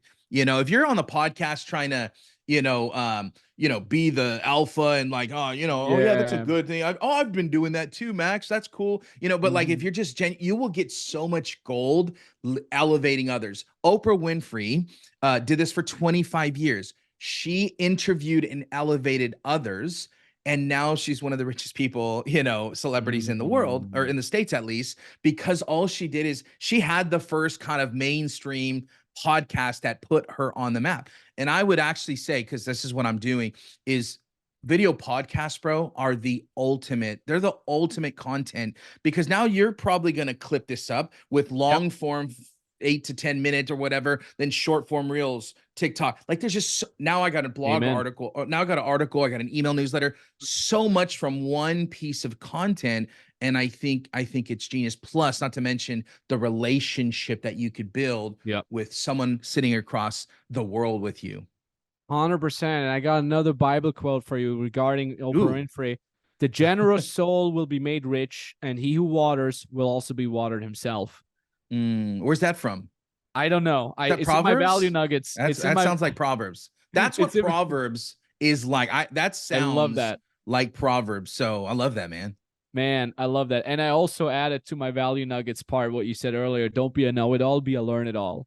So boom shakalaka. That's the cool thing. It's like all the content that you mentioned is exactly what we're doing. So we're putting this podcast on audio on Spotify and iTunes. We're putting the video on the Freedom Business Mentoring YouTube channel. We're putting long form snippets, 5 to 10 minutes of our conversation also on the YouTube channel, like little clips. And we're putting the short clips, the 15 to 30 second parts on Instagram Reels. And on the Instagram Reels, we're doing collaboration. So my audience sees your stuff, your audience is mine, and so on and so forth. That's all just a bonus. Because the real reason why I want to do podcasts, because I want to talk to awesome people like you. So right? good. So I get So good. all this extra engagement, content, and reach and trust built for free, just because I'm just recording talking to you. That's all I'm doing. Mm, I'm just like, can mm. I talk to you and learn from you because you're someone that I look up to? And can I record it so I can share it with others and have you win and me win and the people win? It's the definition of he who waters the plant will the generous soul will be made rich, and he who So waters good. will also be watered. It's the very definition of that. It's like, Mm. you're giving me value. I'm giving you value. You're giving me reach. I'm giving you reach. We're pumping up each other. We're bouncing ideas. That's an upward spiral in and of itself. Now, other people listen to this. Now they get inspired, which is an upward So spiral good. in itself. Now they might share this. They might pass on that knowledge. Now that's an upward spiral. It's just upward spiral everywhere. And Everyone wins. Yeah. it's Raise so the roof, good. baby. It's raise the roof, baby. Let's go. And it's positivity compounds. One of Owen Cook, one of my favorite mentors, says that negativity compounds, positivity compounds. If you're sitting together with your broke, unhappy homies, you're eating shit food, you're getting drunk, you're smoking, that's negativity compounding, and you're just complaining about the system, and the system is rigged, and everyone wants to oppress us, and you can't go viral anymore, and it's so difficult to create content. That is negativity that is compounding, my friend. But just as much as negativity can compound and drag you down into a spiral, you can also compound positivity by hanging out with the right people, by doing the right things, by giving fucking value. And that's kind of the whole point about this. The generous soul will be made rich, not the person who asks, not the person who's trying to take. The soul that wants to give. You mentioned Oprah Winfrey, great example. Another great example, Joe fucking Rogan. All he does is he brings on his favorite comedian homies, saying, "You're funny. You're not but you're fucking funny. Come to the show, smoke weed with me, have a good time. I want to give you an opportunity to talk, to share, because I think you're freaking funny. I believe that you're a very cool person. I want to share you, who you are, to my audience." So good. And he's the number one podcast in the world. Sold it for $150 to Spotify. Crazy. And even now, he's sold it for $150. He probably makes about $1 million per episode. That's my guess. Yes. Yeah, if not more.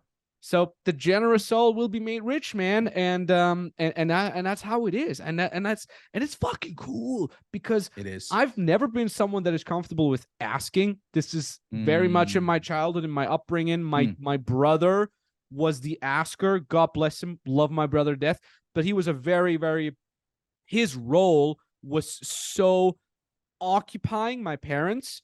He was a difficult child. Not anymore. He's crushing in life, by the way.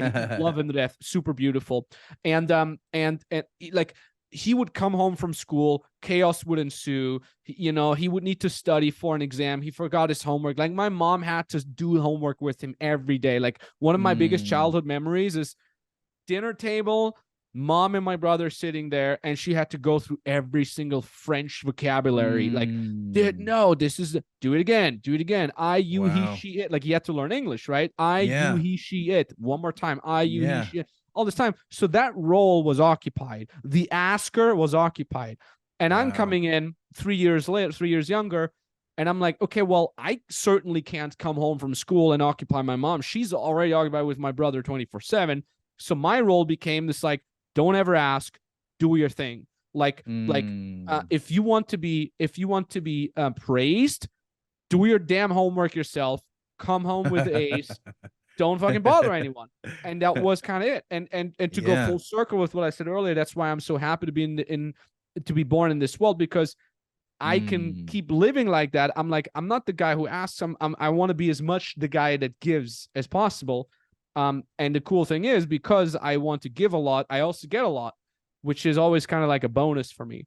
And that's also something that I see with you so much. I mean, I remember when I bought from you back then to help us out with our Facebook group, you were fucking there. Like, I'm like, can I have a one-on-one here? Can you help me out with this? I was just bombarding you with stupid questions, and you would just leave me back like voice messages on Voxer and all that jazz. And I love that about how you do things, man. I fucking love that. I appreciate that, man. Another verse would say he supplies seed to the sower and bread for food will supply and multiply your seed for sowing and increase your harvest. So it is a magical, spiritual. It is like magic. So if we, I feel like God's economy, or if you want to call it the universe's economy, or the economy of whatever you believe in, it runs towards generous people. And so it says Ooh. he supplies seed to the sower. When you give, it's not the power of positive thinking, like what is it, they call it the secret, what is it, the Yeah, yeah. flaw of attraction, not the law of attraction. Because what they talk about is like, if you just think about enough, and I get that what we think about our mind and body and all we do follows, but we actually have to do something. And being generous is one of the most profound. Bro, my grandmother made $600 a month, just broke, and she gave most of it away, and she probably had $700 in bills. I just never knew how my grandmother made it, but she was the happiest person and most giving. And so at a young age, while there was a lot of lack, I really understood the value of sowing and reaping. You plant seed and there's a harvest that comes. It's a delayed gratification. And you have to, like you said, in other words, you're saying, I'm willing to get the short end of the stick, because if I plant seeds all over the place, some of them are going to start popping up. That's just going to be part of my nature and who I am. I'm going to leave seeds everywhere. And a lot of people don't reciprocate, but those people actually, a lot of them end up doing that. And that's why I think you have built such a powerful business and relationships with people as a result of no strings attached. I'm just going to give to you value, and it just comes right back to you 10, 100-fold, which is a very powerful thing, man. Damn, man, that is beautiful. Amen. So you mentioned your grandmother.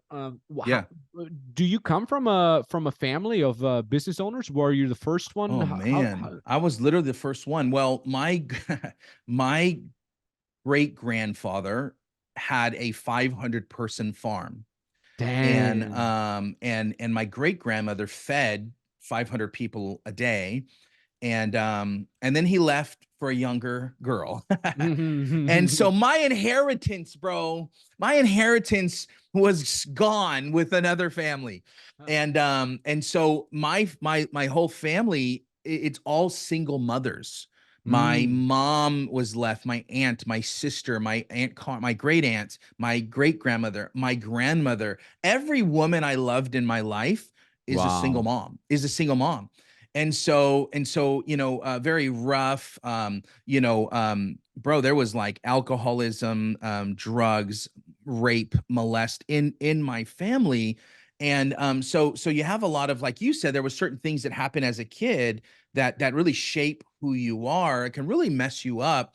And my like angel, if you will, was my grandmother, because although she didn't make a lot of money and made no money really, she like literally never let me speak down on myself, never Mm. let me, pout. If I'm ever like, man, like my dad left when I was 3, she would like, no, listen, this is who you are. You are this. And she used to do what I do with my girls today. And she would instill this crazy belief system, even though reality around me did not look very good.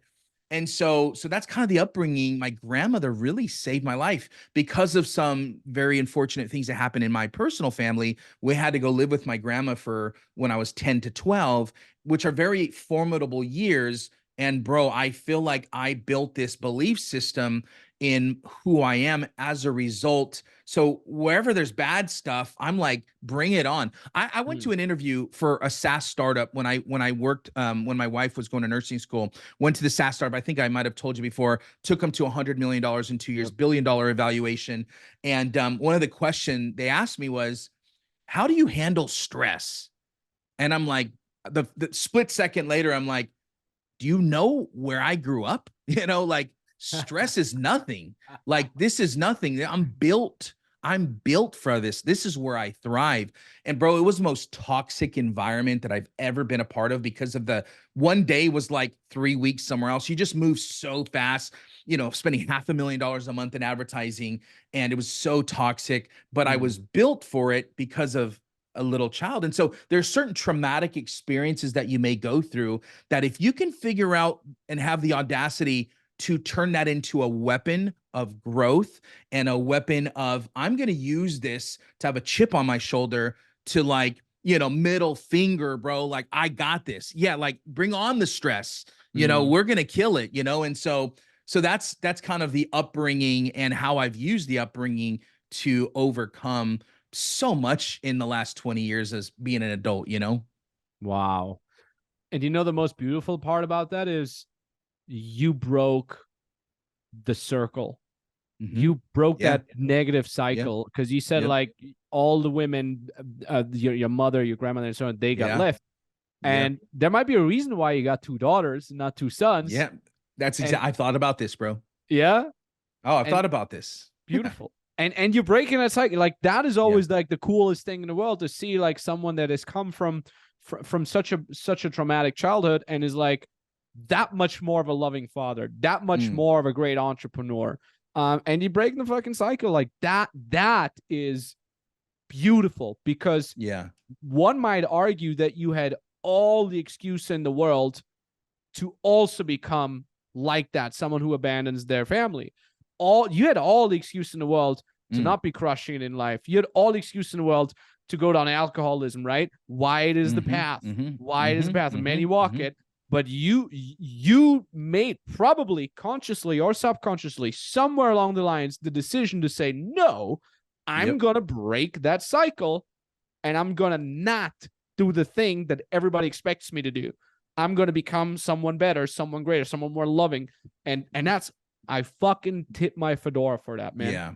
I will always bet on the person, like the person that had things given to them, handed to them, no kind of, you know, heat applied to their life. Like, Mm. and then they're 27, build a business, and they don't have daddy or mommy's money, and they freak out and end up becoming burnt out. And you know what I mean? Like, give me the person that has a chip on their shoulder that went through something. It's developed real resilience, grit, passion, humanity, empathy, all those type of things. So I think there's a lot of people that may be watching, because we know the math. A lot of people just aren't successful. And a lot of times it has to do with, well, I didn't have this. There was a lack in my life. Therefore, I can't really have success because of the lack. But for those that are watching that have some sort of traumatic, not where you're at because of whatever you think in your childhood, I'll actually bet on you. That is actually a superpower.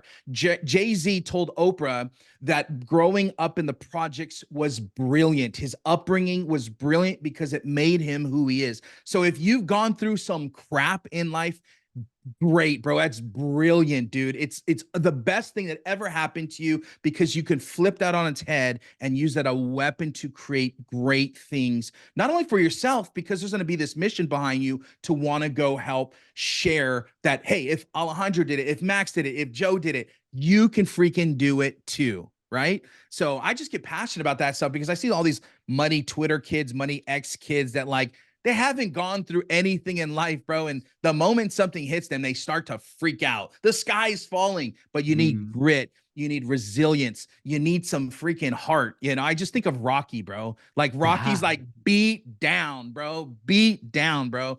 And that's kind of who I think I am in my life. Like someone that's beat down, shouldn't have ever had any success, but as a result of tapping into who I am and just being not a clone of a clone, but the best version of who I am to its truest, outspoken about faith, outspoken about, what I believe in ideologically, bro, that's the thing that I want to be known for. And so I just get excited about this stuff, bro. Fired up. Hell yeah. That's what I'm saying. Like, podcast after an hour, everybody gets fired up.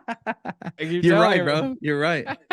So, what do your kids want to become? Like, do they already have aspirations? Well, do they know what they want to do?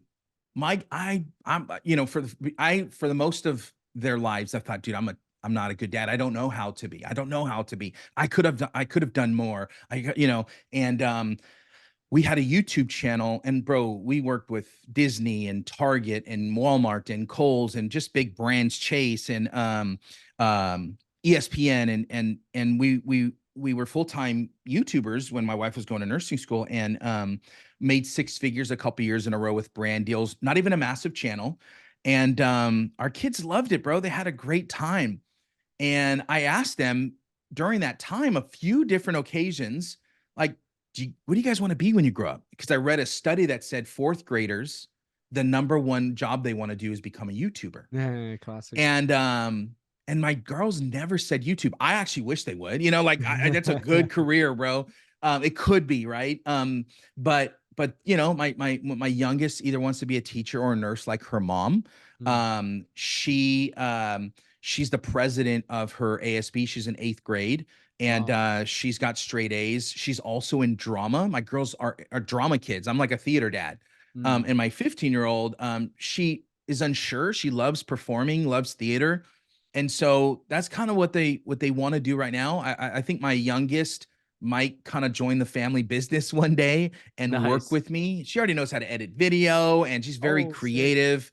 Yeah. So I just, I want them to be, I think a lot of times, parents guide and nurture and kind of guardrail, which is great. I just never want to like them to be, they'll be like, oh, I got to be this because my dad wants. I want them to be like all that they've were created to be.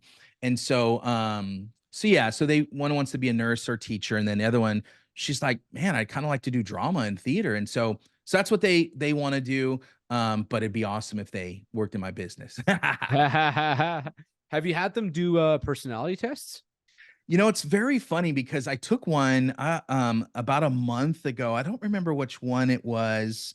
But I'm like, I got to get my girls to take, the Myers-Briggs or the DISC test or ENFP, just to really, they say parenting two different kids, and it really makes sense. Like, you got to cater, to who they are. So Bella, my daughter Bella, she's my youngest. She's the artist. She's the creative. She, on our dinner table, that's wood, she would paint. And then after a while, dude, there's like paint everywhere on this freaking wood. Most parents would be like, WTF, what is going on? Like, can't believe you did. I got to get a new.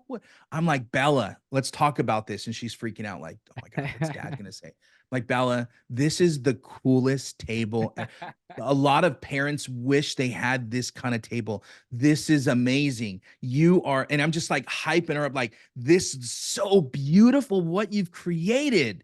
And I'm proud of this, where most people would see mess and all these things. This is what your dad. So I'm trying to speak into who she is at a very innate subconscious DNA level, because she doesn't fully understand. So I'm trying to speak into who she really is. My other daughter's more quiet, more the reserved. And so I'm trying to speak into who they are. And I think as coaches, we got to do the same thing. We don't coach any one person differently. We got to call out the greatness that's already inside of people. I like to think of myself sometimes as a pirate, where people have treasure buried down in their guts, their souls.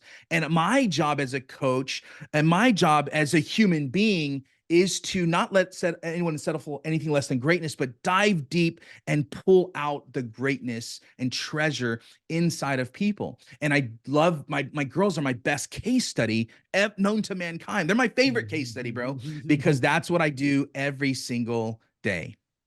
Wow. That's going to be one reel right there. One Instagram reel right there, my man. It's funny because from all these reel creations, like I tend to think in reels, I'm like, if I ask this question, that's going to be a reel. And I'm like, that was a reel. And I really get like this, like inner clock knows exactly when it's between 15 and 30 seconds. It's so funny. And when I do YouTube videos, it's just like 20 reels lined up next to each other, So good. It's really funny. So, but to get back to that, is like, what do you, I heard Joe Rogan talk about this quite a lot, where he says like he watches his daughters grow up, and it's like they're developing a personality just out of something. how much do you Mhm. think, because you mentioned like your youngest daughter is an artist, how much do you think was that was nurture, how much of that was nature? Nature. Like what, like when was the first time you noticed that she has kind of like a neck for art? Yeah, she just loved drawing. She just would make these paintings, bro, and they're beautiful, bro. Like, and you know, part of me goes, some parents would go, yeah, what do you think about math? Or like, what about a dentist or a doctor? But my friend David Garibaldi is traveling right now with Andrea doing the opening show for Andre Bocelli, Oh, the sick. opera singer. Wow. He's a performance painter, 7-figure performance painter, paints to music, does draws Oh, both hands. sick. He's incredible, bro. And art, bro, like art, communication, you know, YouTube, that's all creators, right? We're creating. Mhm. And so so just kind of for her, I saw that a lot earlier. I saw that a lot earlier. She's more outgoing. She expresses herself so much more, and it's so easy. So my oldest, I have to kind of bro, we she's been doing theater, and we went to see her last year, bro. And it's almost like Michael Jackson, which and not the weird part, but Michael, when you hear Michael talk, he's like, my name is Michael Jackson. You know, my name is Michael. But when he got on stage, bro, he was like, Jamal, you know what I mean? Like he was the Yeah. best, bro. He was like, when he was on stage, when he turned it on to become almost his alter ego, right? We have these alter egos sometimes. Um, and when my daughter did this thing, this acting thing last year, bro, I was like, that's my daughter. Like, oh my gosh, she's like, Wow. she has the gift of turning it on of communication. And the cool thing about being a theater dad is my girls get rejected. They have to get on stage. They have to learn communication. They get constant feedback. They get Mm. beat up, you know, beat up on their skills. And so it's just such a beautiful thing that they're becoming communicators right before my eyes, which is, I think, one of the most important skills to develop. You were talking earlier, if you can have a personality on camera and turn it on and communicate authentically Yeah. without sounding like a clone, bro, that is the game. So I'm trying to set them up, whether they want to do YouTube, whether they want to be lawyers, whether that they communicate efficiently, effectively, persuasively. And if I can instill that for them and keep pointing them in that direction, bro, they could do anything that they want. Hmm. Amen, man. Amen. Now, one thing that I also wanted to ask you in this regard is like I'm thinking a lot of like, okay, if I have a kid, um, I kind of do, because you said like parents create guardrails. I kind of want to nudge them into the direction of like, hey, Absolutely. business, 100%. it's kind of cool thing to do. Like, what would you recommend? Like, like, let's say one of your daughters comes to you and says, "Daddy, I want to build a business." What kind of business would you give him to do at their age? Yeah, right now it would probably be something with like my daughter Bella, it'd probably be something to do with video editing and AI. Ooh, You know, they're going to all be using right. AI so much more. There's a software, I don't know if you've heard of it, called Descript. Have you heard of Descript? Nope. So Descript, I can upload it. Instead of editing based on timelines, it Yeah. transcribes your audio, okay? Transcribes it next to the video. I can click the and I can mass delete all the ums without editing out the Oh, timeline. And then if there's a part where I just don't like what I said right there, or I made a mistake, I can just not edit the timeline. I can edit the words out, and it'll cut it for me. So there's some, dang. I think, AI for at least my youngest. I would have her start to do something in the arts.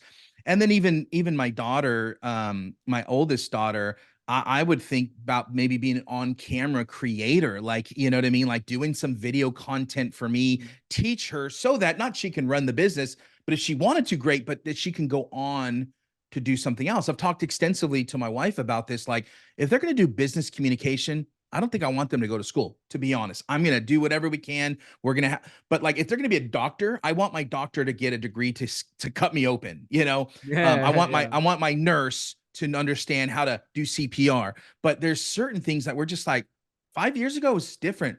Yeah. Now I asked my wife, and I think 5 years ago she'd be like, heck no, they're going to school. But now she's like, man, with the school debt and all that kind of stuff, like I think let's help them get to a place where they can do whatever they want. But right now, that's probably something around creating content media, which is what they love. And I think that moving forward, that's what everything's going to be doing. And if they could figure out how to use some sort of AI, that's what I Mm. would tell them. It's crazy because when I was younger and I was like playing PlayStation 1 and like Nintendo 64, like I would look at my dad trying to fumble, like not understand how these things worked. I'm like, Dad, because that's a controller, you press the X button. What's wrong with you? It's so intuitive. And now I'm 33 and I look at this AI stuff and I'm like, what is this? How do I do this? And like you said, like your daughters would probably rock this stuff because they grew Mm, up with it. For them, it's so intuitive. it is. And It and is. at my age, I'm already like, oh, how do I do the thing? And when I hear like the script, I'm like, oh, where do I press? Like I'm getting really dumb. I'm getting dumber by the day with this We are, technology. bro. It's so funny. Um, but yeah, like there's going to be huge advantages that the next generation has if they do it right, because they also have a lot of, every generation has kind of like something that they struggle with. And I think that that this generation is struggling with, your kids, my kids, are going to be prolonged focus over a very long time, because everything we do, everything we absorb, be it physically or mentally, is engineered. And Yes. that's the crazy part. So I always love talking about this when I eat ice cream. I love Mm, ice cream. mm. Anybody that follows me on Instagram, they love. I have a Yeah, very yeah, very affinity for ice cream, yeah, yeah, especially like the Magnum ice cream. yeah, Do you have those in the yeah. States? Yep, yep. So good. And you eat it and you can literally feel on your tongue that it's a curated experience. The way the wrapper sounds, the way the ice cream looks, the way the chocolate layer that is Mm, crispy is mm. feeling, the way the first layer is going to taste, the way the second layer is going to, So good. it's probably been split tested, right? It's like, $100%. let's give 200 people the chocolate with the grade level 5. Okay, now let's Mhm. give 200 people the chocolate with grade level 4.5. Yep. Oh, the 4.5, those guys like it more. And it's just engineered. Mm, You could mm. take, and like, that's not food. That's a flavor experience that you're buying there. Yes. Yes. Just like that, all the content is engineered, right? Oh, well, the Mm. TikTok stuff wants you to stay on the platform. So the algorithm Yes. is just going to curate the feed. Like the next feed that it's going to come is Yep. like, it's not just random timelines. It's like, okay, let's, Machine and you, learning. exactly, machine learning. And you can, even when you hear the people on Instagram and back then Snapchat, they talk about like how they created these apps. They were like, Mm. we had as a goal for that week, like, let's increase the average amount that people spend on the Instagram newsfeed by 5% this week. How can we engineer the algorithm? And everything you consume, especially as a young person nowadays, is engineered. Meaning everything is engineered to keep you there, to keep you giving dopamine, and to just get you Mm. hooked on that stuff. Yeah. Yeah. Literally chemically hooked on that stuff. So I believe their challenge, the challenge of that generation, is to not get addicted to cheap dopamine. It is Mm. to work on a task for an hour with your Yeah. phone turned off, with no notifications, no bing sound, no nothing. Things like reading a book. That's why I think it's really cool that you how did you say it? You brainwashed your daughter to read Yeah. books, because a book ain't gonna hijack your dopamine. Like, a Yes. book is like Yes. tough, boring words. Every page looks the same. There's no different colors and all that jazz. So I think if we can help that generation that we father to Mm. to have prolonged focus, and It's to good. also leverage all this amazing technology, just like we talked about before with YouTube, with the internet, to leverage it as a tool and use that tool right. I think we can create very smart, powerful human beings that are also going to propel society, mankind, or just 100%. their communities far. But it's got to be done right, and it's going to be difficult. It is. And it's Max, it's the reason why my girls don't have social media. Like Yeah, there's just no way, when they're smart. 18, cool. But the studies, I don't even have to talk about it. People are like, oh, well, my kid had cool. Studies are completely against you. The anxiety, the stress, the worry, just not to mention the predators and so, like Yeah. so much. And you know, again, I think sometimes, man, I'm doing a good job because like they've never stressed about it. They never ask Wow. and bug Wow. me about it. And all their friends doing their TikTok and you know what I mean? Like, and so when they're 18, just because that age, the brain Yeah. development, we want to make sure that you're not dopamine now that they're going to become addicted to other things, not because of this social media phone addiction. And so we do this thing called screen time where I've been, you know, hey, how much screen time? How many pickups? Okay. Ooh, that's a little too many. Let's turn off notifications for that. And That's you know, there's smart. certain things that we do, and maybe it's not perfect. Some people will just go, hey, you shouldn't have given a phone, but I like to kind of know where they're at and you know, Yeah. make sure you know, be able to call them if I can't get a hold of them. And Yeah. so yeah, that's why, because again, I don't want them to be so focused on the next dopamine hit. That's so I good. like that idea of just long-term focus. A buddy of mine, I was talking to him yesterday, telling him I was doing carnivore, and he talked about technology. He said if people live at another 20, 25 years, they can get to the next 20, 25 years. They're saying technology at that point, people are starting to live to start 125, Yeah. 130 just based on the technology. And I Yeah. just like, man, humanity, you know, the last 100 years, you know, last 50 years of tech has just been so crazy from the last several thousand years or whatever. And even in the next Yes. 20 years is going to dwarf the next 100 years, the last Yes. 100 years. So it's just very powerful. And if I can help my kids position themselves in a way to become native to these technologies, my daughter's learning some code. And Wow. so, you know, and so that's what's really cool about technology. Everything is engineered. But Yeah. as marketers, you and I know this is probably why we don't overspend on stuff, because we understand what's happening logically when we're looking at ads, the people that are trying to engineer against us and get us to buy. So we think a little bit more logically than the majority of the world. And so I'm trying to get my girls to think differently about and objectively about what they're consuming. Yeah. We'll go back to what you said, critical thinking. Is this Yeah. going to help me or hurt me? And then making a decision based on that. But having the mental fortitude and critical thinking that you talked about in the beginning is such a big thing. That is huge, to kind of like not just be a consumer. I mean, sure, consume stuff Yeah. that you're into, especially if We it's need a something you can learn from. release.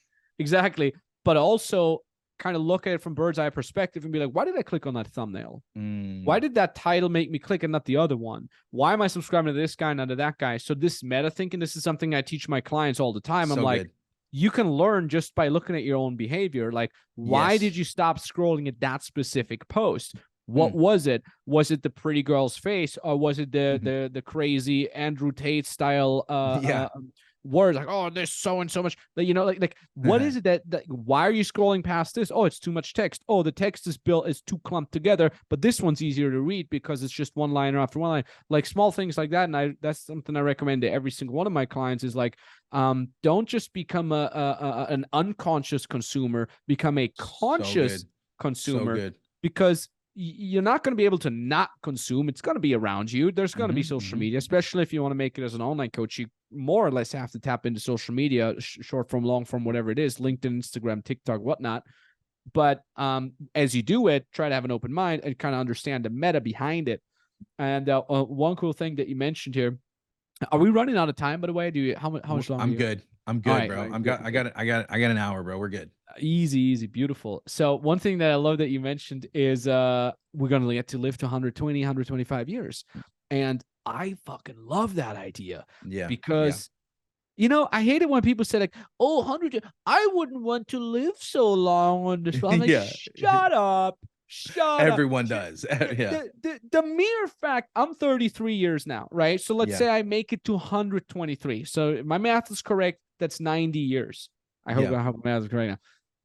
You know what it is? That's 90 extra Formula One seasons I get to watch. Yes. Yes. 90, like Avatar 25. I'm gonna get to watch 25 Avatar movies. Yeah. I'm gonna Yeah. get to watch Rick and Morty season 7, 8, 9, 10, 12. Like that alone is so Yeah. amazing.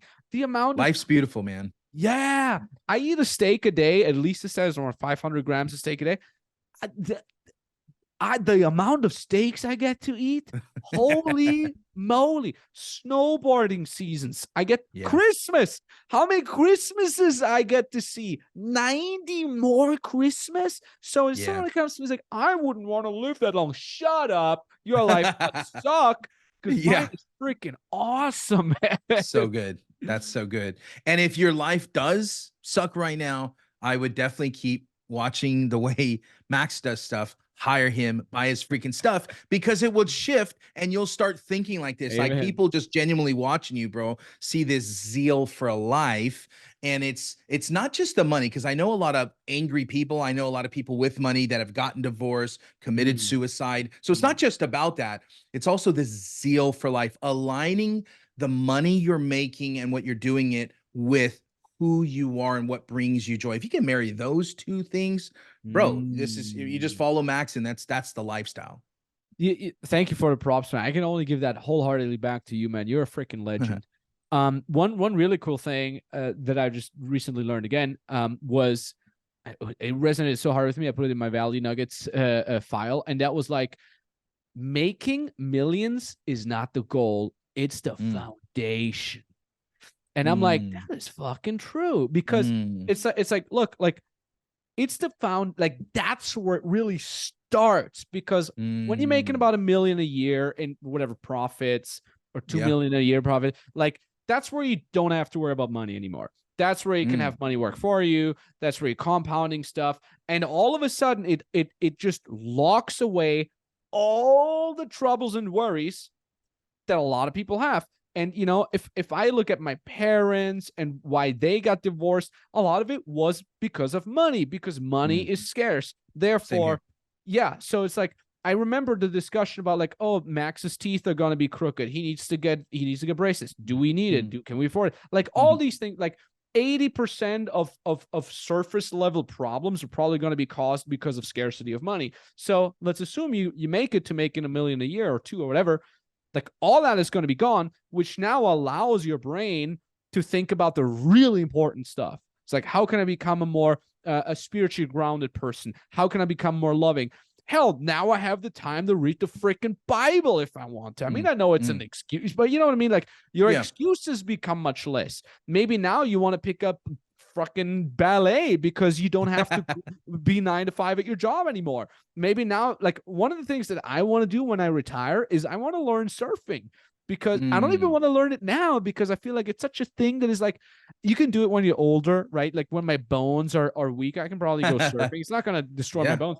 So I'm like, Yeah. like that's a thing where I could do it 8 hours a day, just go try to find the damn wave because apparently it's all about just waiting for the right wave. You wait for an Mm. hour, then you have that one wave. It's like that's the kind of stuff you can do.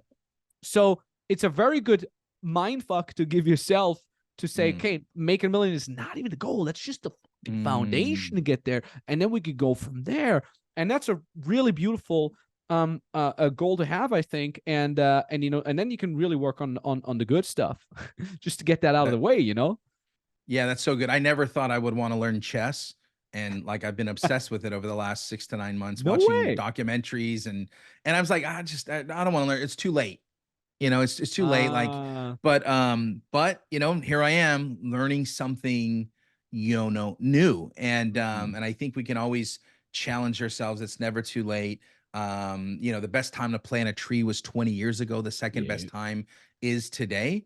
And hopefully those that are watching is like, man, forget January 1st. It's now o'clock, and I want to get a head start in early before 2024 to start living life to the fullest and making as much money as possible so that you can give away more than everyone around you. Mm, beautiful, man. Beautiful, man. I mean, there's not much more to add.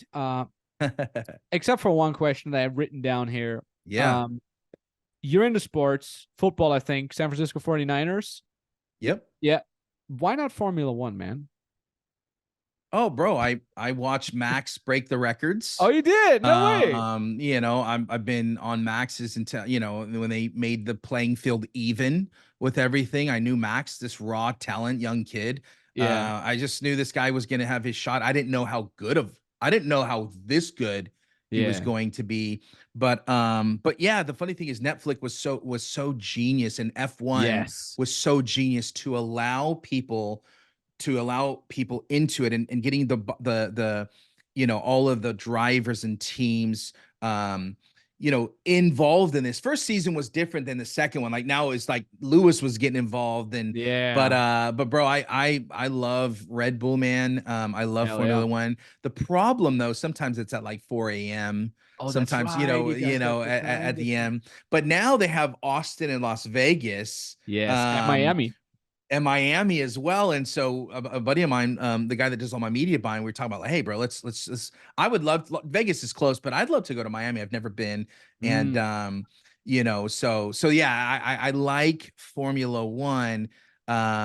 Yeah, I like Formula One. I just think football's, bro, just like the ultimate team sport, bro. I love like the salary caps of having to Oh, everyone's got a salary cap, and it's very similar now in Formula One. You have what you can do for a car, which has yeah. made it actually more interesting in my mind. Mhm. But bro, football, bro, it's just like and here's the thing, there's nothing, Max, that you can do to really offend me.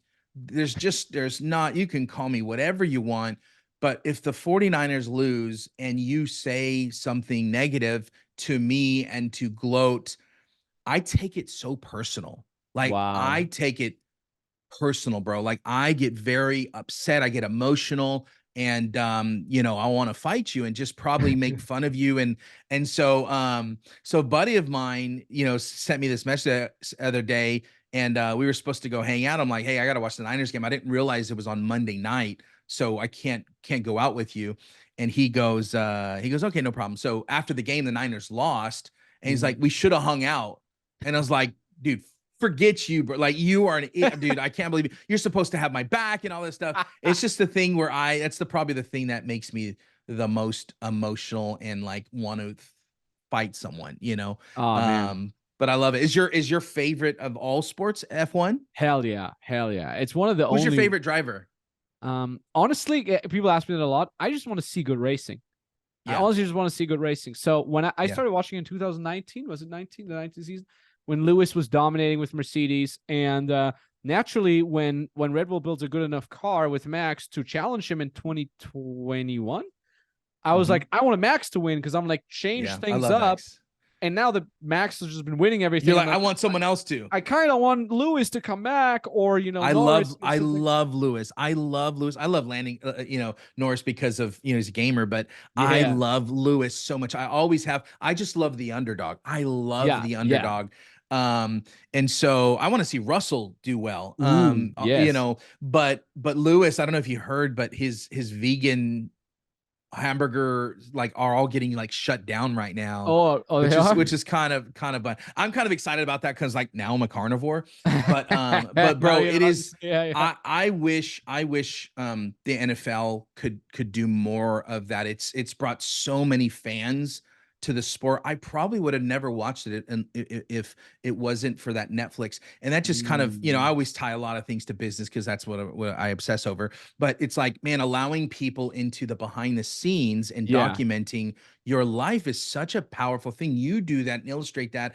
I wish people would see the macro of what you're doing, documenting your experiences in your Mm, life, not to brag and boast, but here's what's possible of what your life can be, not because I'm cool and I want you to kind of like this. And if it was, I tell people all the time, if it wasn't for social media, I don't know if I'd be on it.